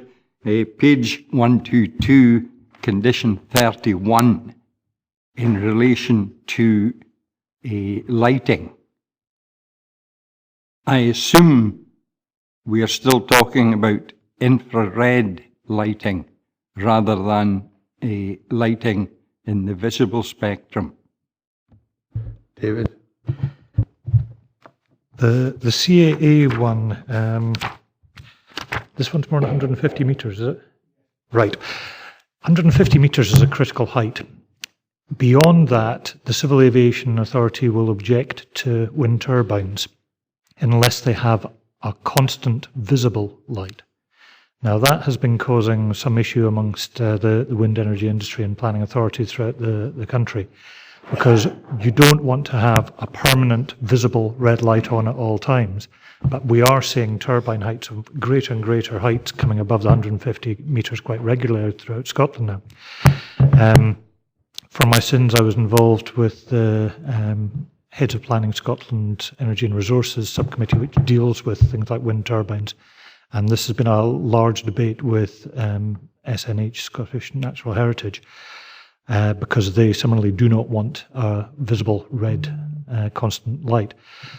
It's still something which is requiring to be totally bottomed out, but there is a mechanism which recognises when planes are actually coming, and it turns a light on which will shine upward only, so it will be cowled so as not to be seen below that level. And when the plane disappears beyond that, whatever the key triggering distance is, it will turn off again. That's a mechanism which everybody would like, but that's why that condition is there, to actually capture that, and they will have to demonstrate to us how exactly they're going to do this, because it's still in its infancy. It does exist in America, I'm aware of that, but it's still just being rolled out in Scotland with SNH having discussions with the Scottish Government Energy Consents Unit and also the wind industry to try and resolve that matter. Okay, any other questions for David McKee? Are we any further forward in identifying when an area has got sufficient wind farms? The gentleman here just said there was a wee space along a hill. Now, if these fluid contractors hear for him that there's a wee space, they'll then there what turbines. We've got to be able to identify when enough's enough. And I think there's some areas of Dumfries and Galloway when that's being passed. I'd be inclined to agree, but first of all, it's into members, and secondly, we take advice from the landscape architect.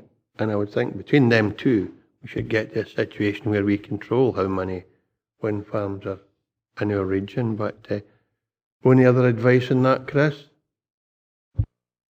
No. There you go. Any other questions? There are no registered speakers, so members were in session, Archie. Thanks very much, Chair. I think what I have seen with this company is the amount of consultation they've done with the local community. You can see that in the number of supporters there actually is. So with that in mind, I would go with the recommendations as the report says, Chair. Can you confirm the decision of the committee, please, Tracy? Thanks, Chair. Members have agreed to approve applications subject to the successful completion of the appropriate legal agreements within 6 months of the date of the decision or any extended timescale as agreed by the appointed officer, and the conditions as detailed in the report, with clarification on condition 34 sought from Environmental Health. Members happy? Jane? Yes, I'm assuming it will be the lower of the two. David? Well, I'm also assuming that they will be able to justify a site-specific variation if they are adamant it does require to be 45 in this case and 35 in the other. But I will seek their advice on that, and whatever is the correct advice, we'll ensure it goes into any permission. Okay. Thanks very much. Come to agenda item 11, I've declared an interest, so I'll leave you in the capable hands of Councillor Campbell. Okay, agenda item number 11, it's the erection of wind farm comprising of 9 wind turbines with an overall height from the base to tip of 125 metres, each turbine with a capacity of up to 3 megawatts, external transformer housing, site tracks, crane pads, foundations, underground electricity cables, permanent and in-dormitory mast, control buildings and compound, temporary construction and storage compounds and associated works, infrastructure at variance with conditions 1, in the site layout details, and 12 height of turbines of planning permission 13/P/3/0260 at proposed 20 Shillings wind farm site near SANQUHAR. It's a full application, reference number 18/0206 full. The recommendations is to approve subject to A, the successful completion of the appropriate legal agreements within 6 months of the date of the decision or any extended timescale as agreed by appointed officer, and B, conditions. And the case officer is Chris McTeer, and while you're starting that, I'll just leap over next to Tracy so she can keep me right. Thank you, Chris. Thank you.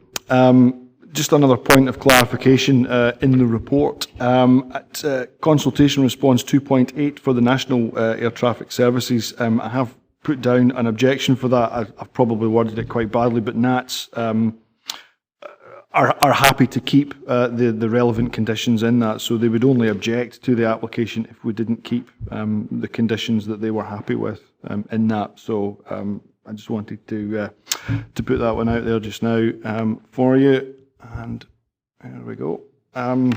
So again, this application is in front of members by virtue of being major development under the hierarchy of development regulations. The application is made under Section 42 of the Planning Act, which is the determination of applications to develop land without compliance with conditions previously attached. In this case, it's conditions 1 and 12.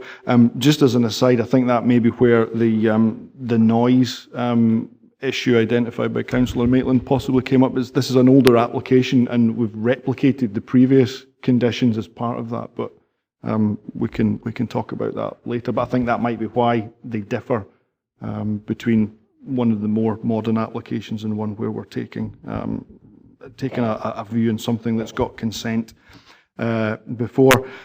Just as a bit of background to the 20 Shilling wind farm, it was approved by the Planning Applications Committee in July 2015, contrary to officer recommendation as an exception to policy.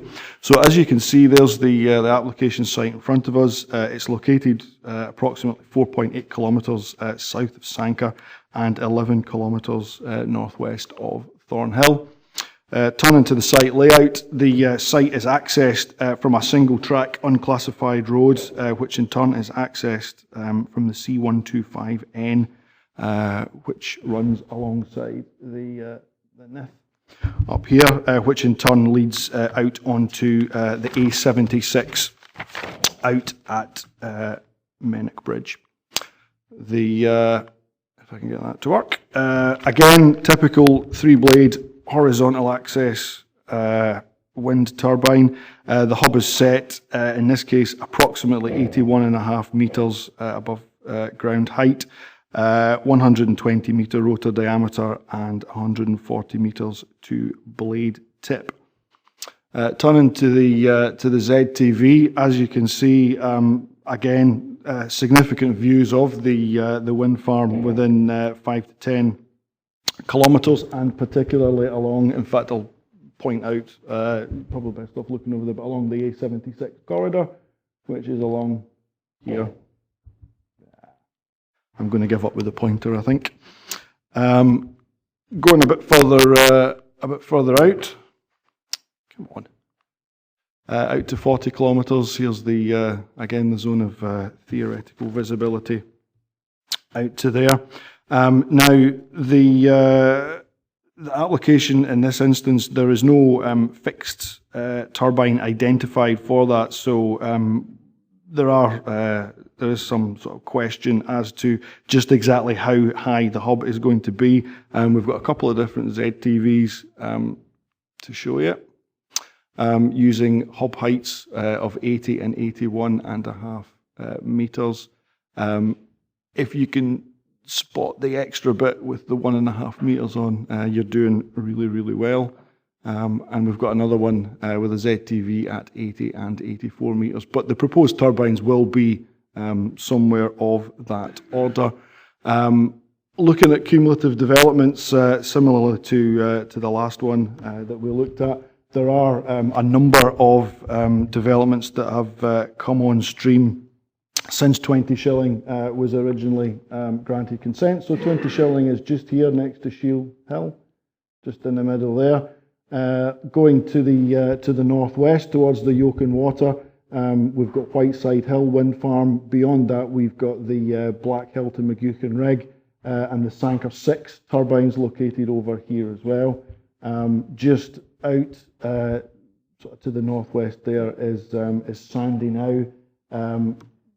To the northeast, you just about get the undetermined North Lowther scheme, which the public inquiry is next month for that one. And the stars down here, just south of the Scar Valley, that's the currently undetermined SANQUHAR 2 Section 36 scheme. This is just going out a bit further. This is taken in development in East Ayrshire and South Lanarkshire as well. So, yeah, there's a fair old bit up in that part of the world. Turning to some of the viewpoints now. The first viewpoint that we're looking at is from 20 Shilling, which is the sort of the closest farm and accessed up through there. So that's the proposed view there.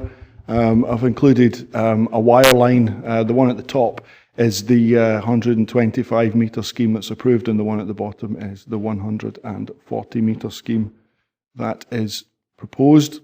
Moving out to a site just next to SANQUHAR Academy. It's the playing fields next to SANQUHAR Academy, so it's located in the north.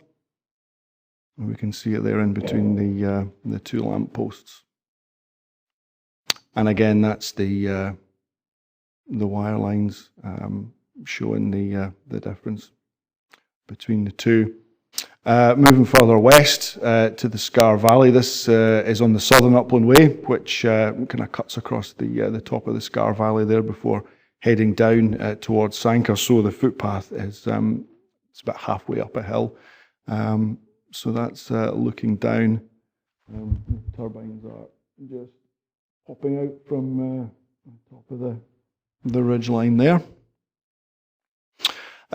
Going further, this is northeast Drumlanrig, so this isn't in the castle grounds. This is just beyond the railway line, up on a hill looking from east to west.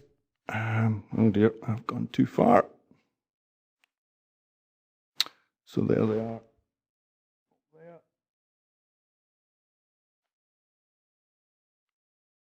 Moving out towards Dalveen and Durrisdeer, again looking, this is further over, and the turbines are just over here.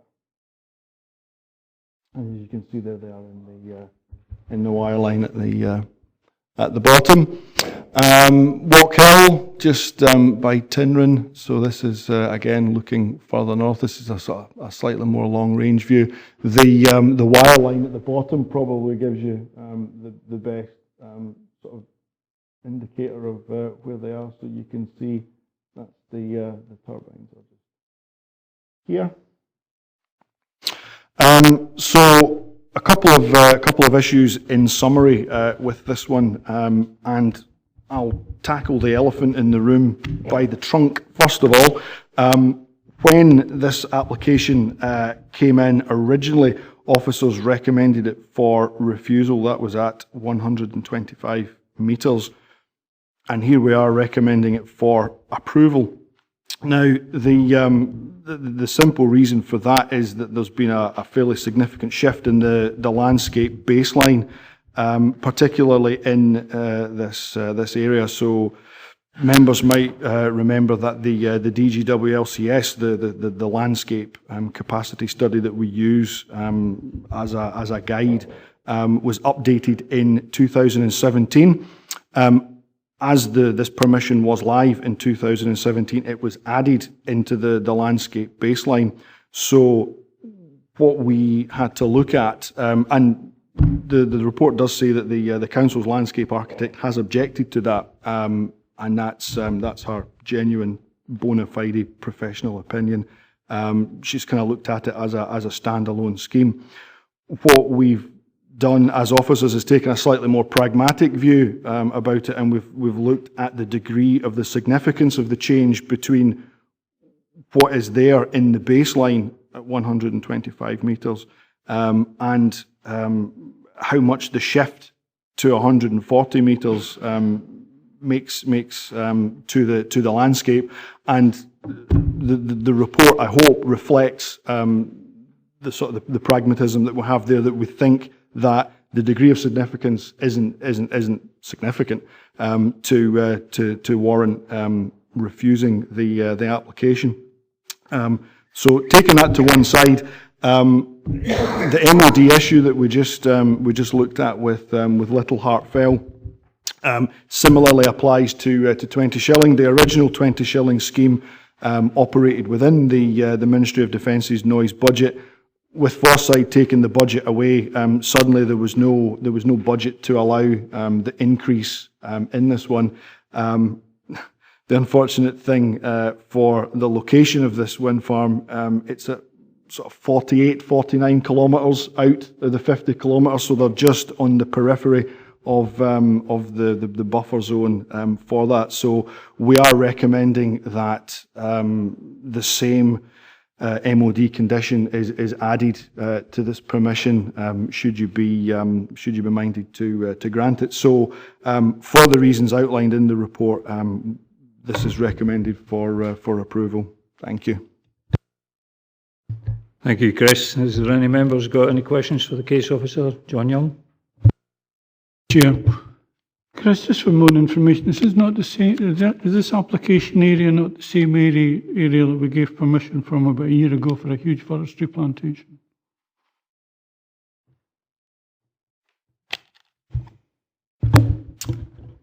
I'm not sure. I know there is forestry planting going on, but I only know that just because I was up walking in this between Yoken and Scar Valleys earlier on this year, and I know there's a fairly substantial amount of forestry plantation going on because we had to kind of walk down the hillside back down to the road to do it. But if that's the same, if it's the same application, I honestly couldn't say. Jane. So in essence, what we're looking at here is exactly the same application that we looked at beforehand with 125, with the same conditions, etc., etc. With its 35 decibels and its lack of an ecological clerk of works, because it was agreed some time ago. So, I mean, we are at liberty, I would suggest, to update this if we so thought was correct. So we could do that. That's correct, yes. Right, okay. I think probably I'm quite happy to hear what other members want to say. Any other members? Good questions for the case officer? Okay, then we're now in session. Archie? Same as the previous ones here, go with the recommendations within the report. Thank you. Jane? Well, I would like to suggest that there are a couple of things here. Maybe Chris could help us. I did see something about peat, but it wasn't so much about that there had been a discussion of whether there was peat there. It's about what to do with peat if there was peat spoil. And we've come, we've advanced a little bit, and I can't help thinking that we should actually be upgrading our requirements. There's still, the permission is extant. There's no reason why, if they don't want to have an ecological clerk of works or a peat plan, that they couldn't fall back on the 125 permission. Still there, all ready to go. Alternatively, we could say, yes, but, we're a certain number of years in advance, and the requirements now are standards are a little higher. And I would suggest that there is a very standard requirement for an ecological clerk of works, which is totally standard in terms of what we do. And there is also a standard requirement, I think, for a peat plan. So I would like some help on that. I see no reason at all why we shouldn't be asking for that. If I can just just in case David was going to speak first of all. Condition 8, again, we've required, or we've carried forward the requirement for a CEMP. Page 146, condition 8, part Q, is a requirement for a spoil management plan, including a peat management plan to deal with all aspects of the management of any peat generated from the site works. SEPA as well, monitor peat coming out of site as well. In terms of the ecological clerk of works, I think the next application relates to this, and there's a requirement for an ECOW with that as well. And I'd be very surprised if the applicants weren't minded to kind of roll the two things into one. If you were minded to include an ECOW as part of this permission. You want to come back in, Jane? If I could, Chairman, yes, that's helpful, and I would suspect probably there would be no objection to that at all. It would seem to me to be correct and reasonable to do. But the peat coming out, it's the peat coming out. It's not the fact that whether or not these turbines are going to be placed on the peat in the first instance. And that's the difference between now and then. And I've got nothing here to tell me whether or not that is the case. I accept that the peat's coming out and that SEPA's looked at that about the peat coming out, but it's not about the peat coming out. It's about the fact that it's coming out at all. It shouldn't be. You know, we're trying to preserve our peat lands for obvious reasons, obvious ecological reasons. And I can't help thinking that we should, you know, notwithstanding members getting impatient, I think we should take some time to get this right. We ought to get it right. Thank you. Is there anybody else? We've got a proposal on the table to go with the recommendations. Yeah, I'm very happy if the economic clerk of works is involved in that. You know, because of the next application, and we've not made a decision on that. But if that's involved, then I'm sure the company would be happy to do so. Okay, it looks as if we're in agreement with the proposal. Could you just relay that back, please, Tracy?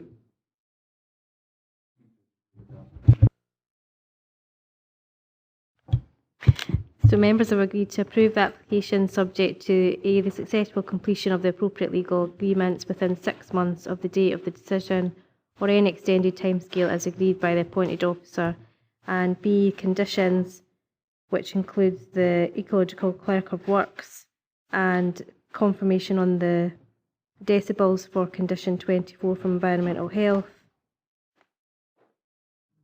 Everything. Yeah. That's it. Jane? And a peat plan.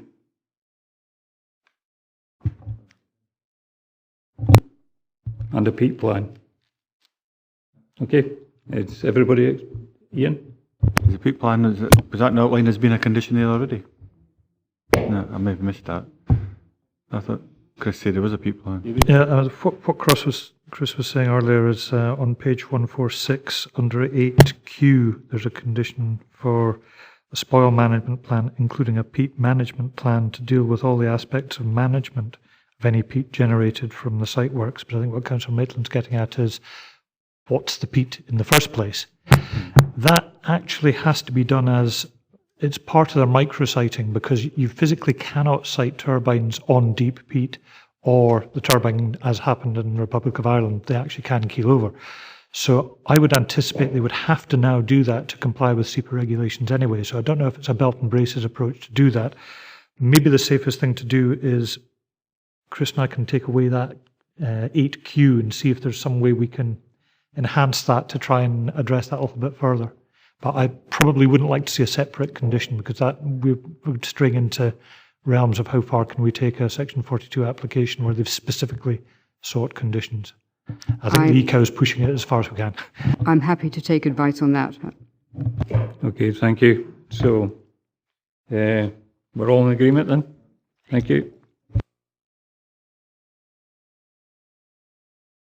Now move on to agenda item 12, which is the installation of 10.5 kilometres of underground electricity cable and associated infrastructure, installation of switchgear building and transformer compound, formation of access and temporary construction compound at land between 20 Shilling Hill, wind farm site, and land adjacent to GLENGLASS substation in SANQUHAR.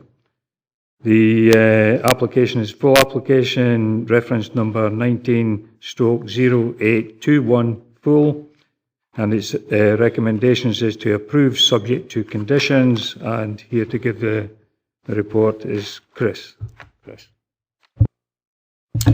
Thanks very much. I'd like to say I'm here all afternoon, but I'm not. It's my last one. This application again is in front of members by virtue of being major development under the hierarchy of development regulations. Members may recall there was a previous application for a link cable from 20 Shilling wind farm to GLENGLASS, which was approved in December 2018. Now, looking at the site layout, the original or the previous application came round sort of between the forestry plantation here and the Ely side plantation here, and took a slightly shallower line to the substation at GLENGLASS, which is located up Yoken here. This one takes a much higher route further towards the top of the hill. The reasons, as far as I understand it, are that the developer has run into land ownership issues with that, which is necessitating the reroute for the cable. As you can see, this is GLENGLASS substation, and they're proposing a compound next door. There is a river crossing just up here, where the cable is going to cross the River Yoken. There is a separate permission in place for that one as well. This is just some detail of the cable trench as it's going across the hillside. The trench will be excavated and filled with sand surrounding the cable. There'll then be a layer of 200 mils of sand above the cable before the remainder of the trench is backfilled with another metre of material going in. What you can see on the right is the road crossing detail, so it's a bit firmer and a bit deeper than the road surface, just so that there's no issues with the cable being squashed. Switchgear building. This is indicative, and again we would require further details to be submitted, but this is likely to be in situ, again surrounded by a palisade fence. They need a switchgear building to accommodate the equipment that's going to link into the substation next door. Couple of pictures. What you see is the river crossing. That's the crossing at the Yoken Water.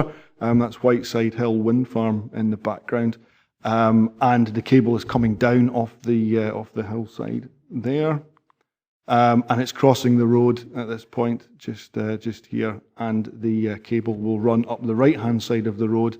GLENGLASS substation is located just around the corner, beyond the trees. Although the development itself is quite lengthy, the landscape is quite remote. The new routing for the cable is further up the hill, so it's not readily visible from many places particularly. Given that the surface vegetation should recover quite quickly, it would help the development blend into the landscape for that. So for the reasons outlined in the report, it's recommended that this application is approved. Thank you. Thanks, Chris. Any questions for the case officer? No, we're now in session. Agreed? Approve, agreed. Okay, thank you.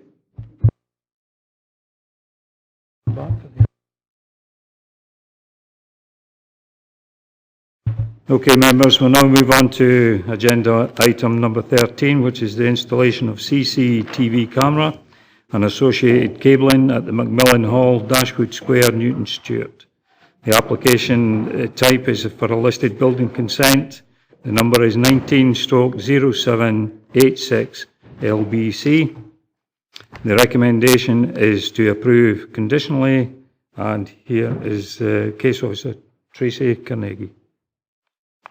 Thank you, Chair.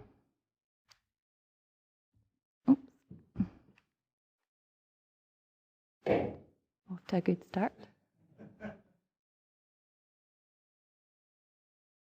Not me.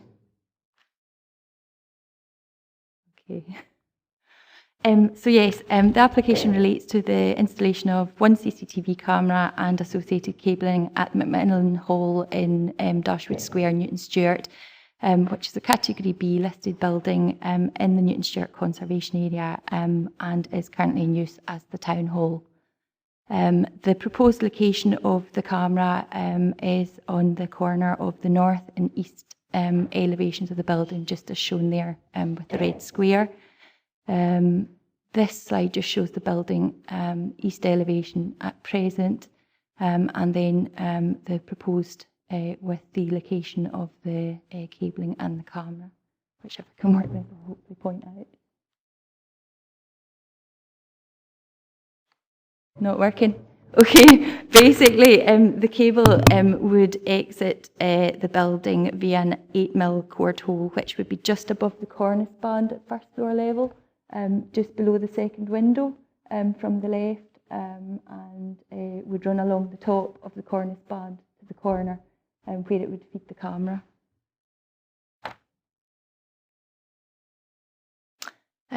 This shows the existing north elevation, and then again just the proposed location of the bracket and the camera there. This is an example of the type of fixing that would be used to hold the camera,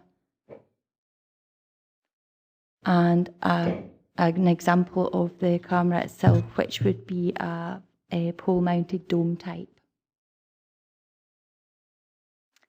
It's just a photograph of the north and east elevations, just showing there at first floor level, just on the corner at sort of the bottom of the window level would be the height that the camera would be located above the ground.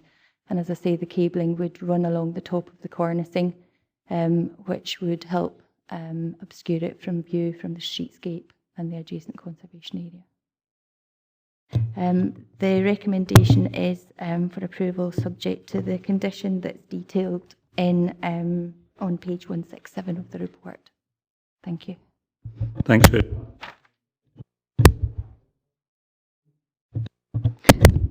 Why does it have to be there? I think that's hideous. Why does it have to be actually on that corner? Or indeed, why does it have to be grey galvanised? The siting advice has been taken pre-application stage with the police in terms of the coverage area, and also with the council's built heritage planner, and I believe also with Historic Environment Scotland. So that location, on the reason it's been moved from the existing building is that it's not within the council's ownership. So the McMillan Hall provides a sufficient power supply for it, and I understand that the recording equipment's actually due to be contained within it. In terms of the location actually on the building, that has been discussed by the applicant with the police as providing the best coverage for the camera in that location.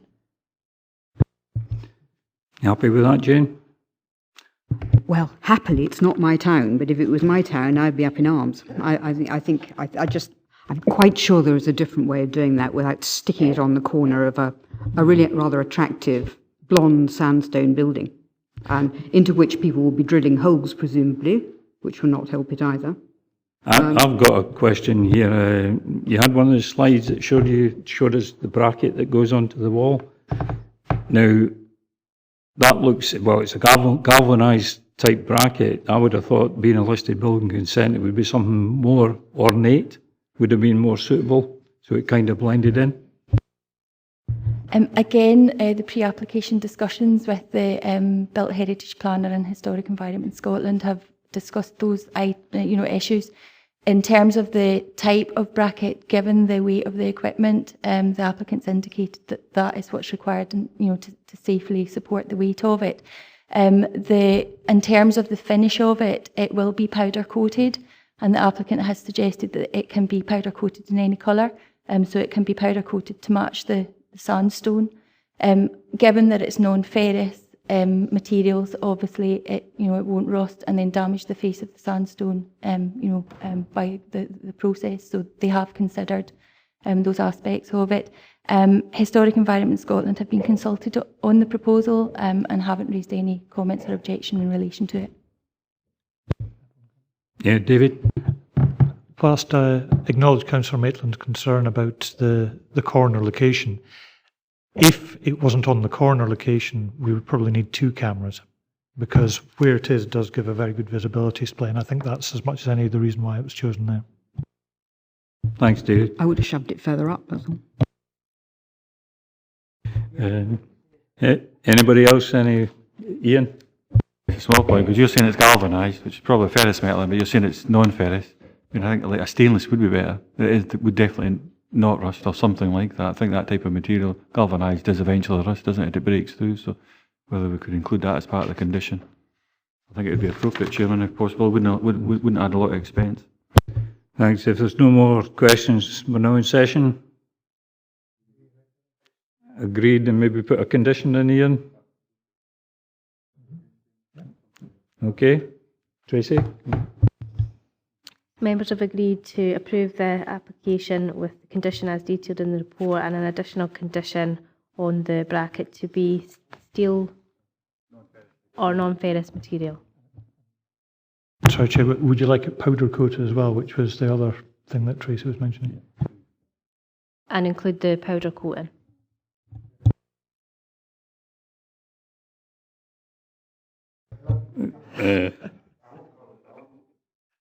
I'm sure it'll all look nice in the end.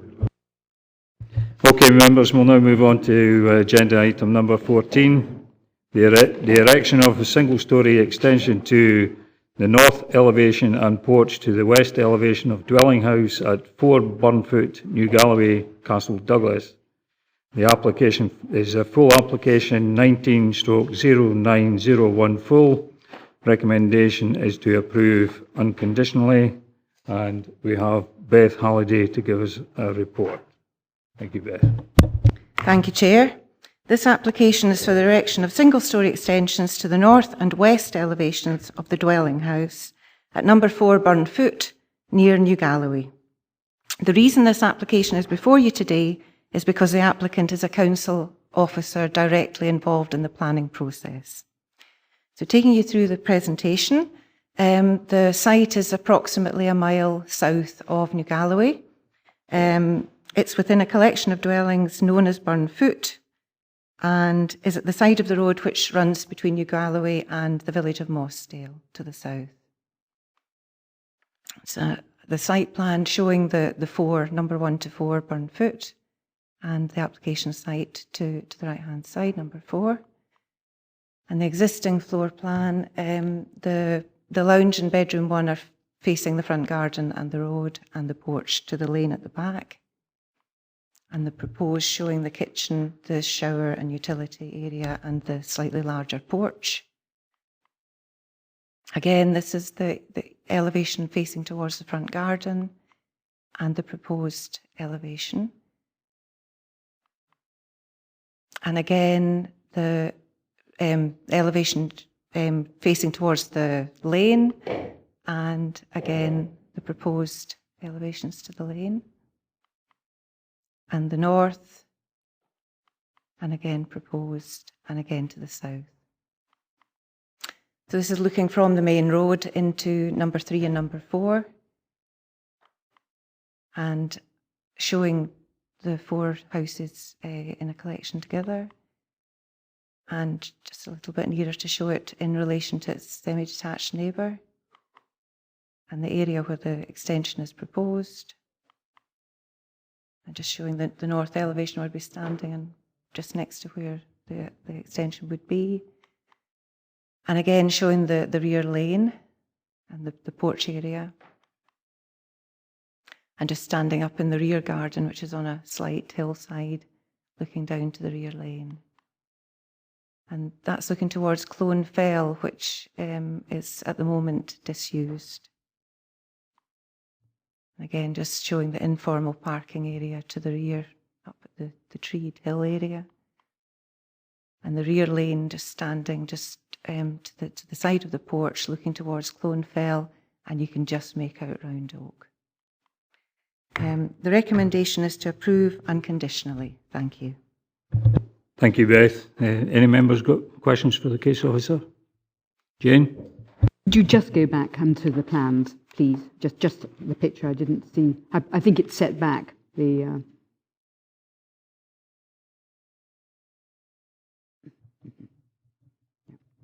okay. Thank you. Okay, Jane?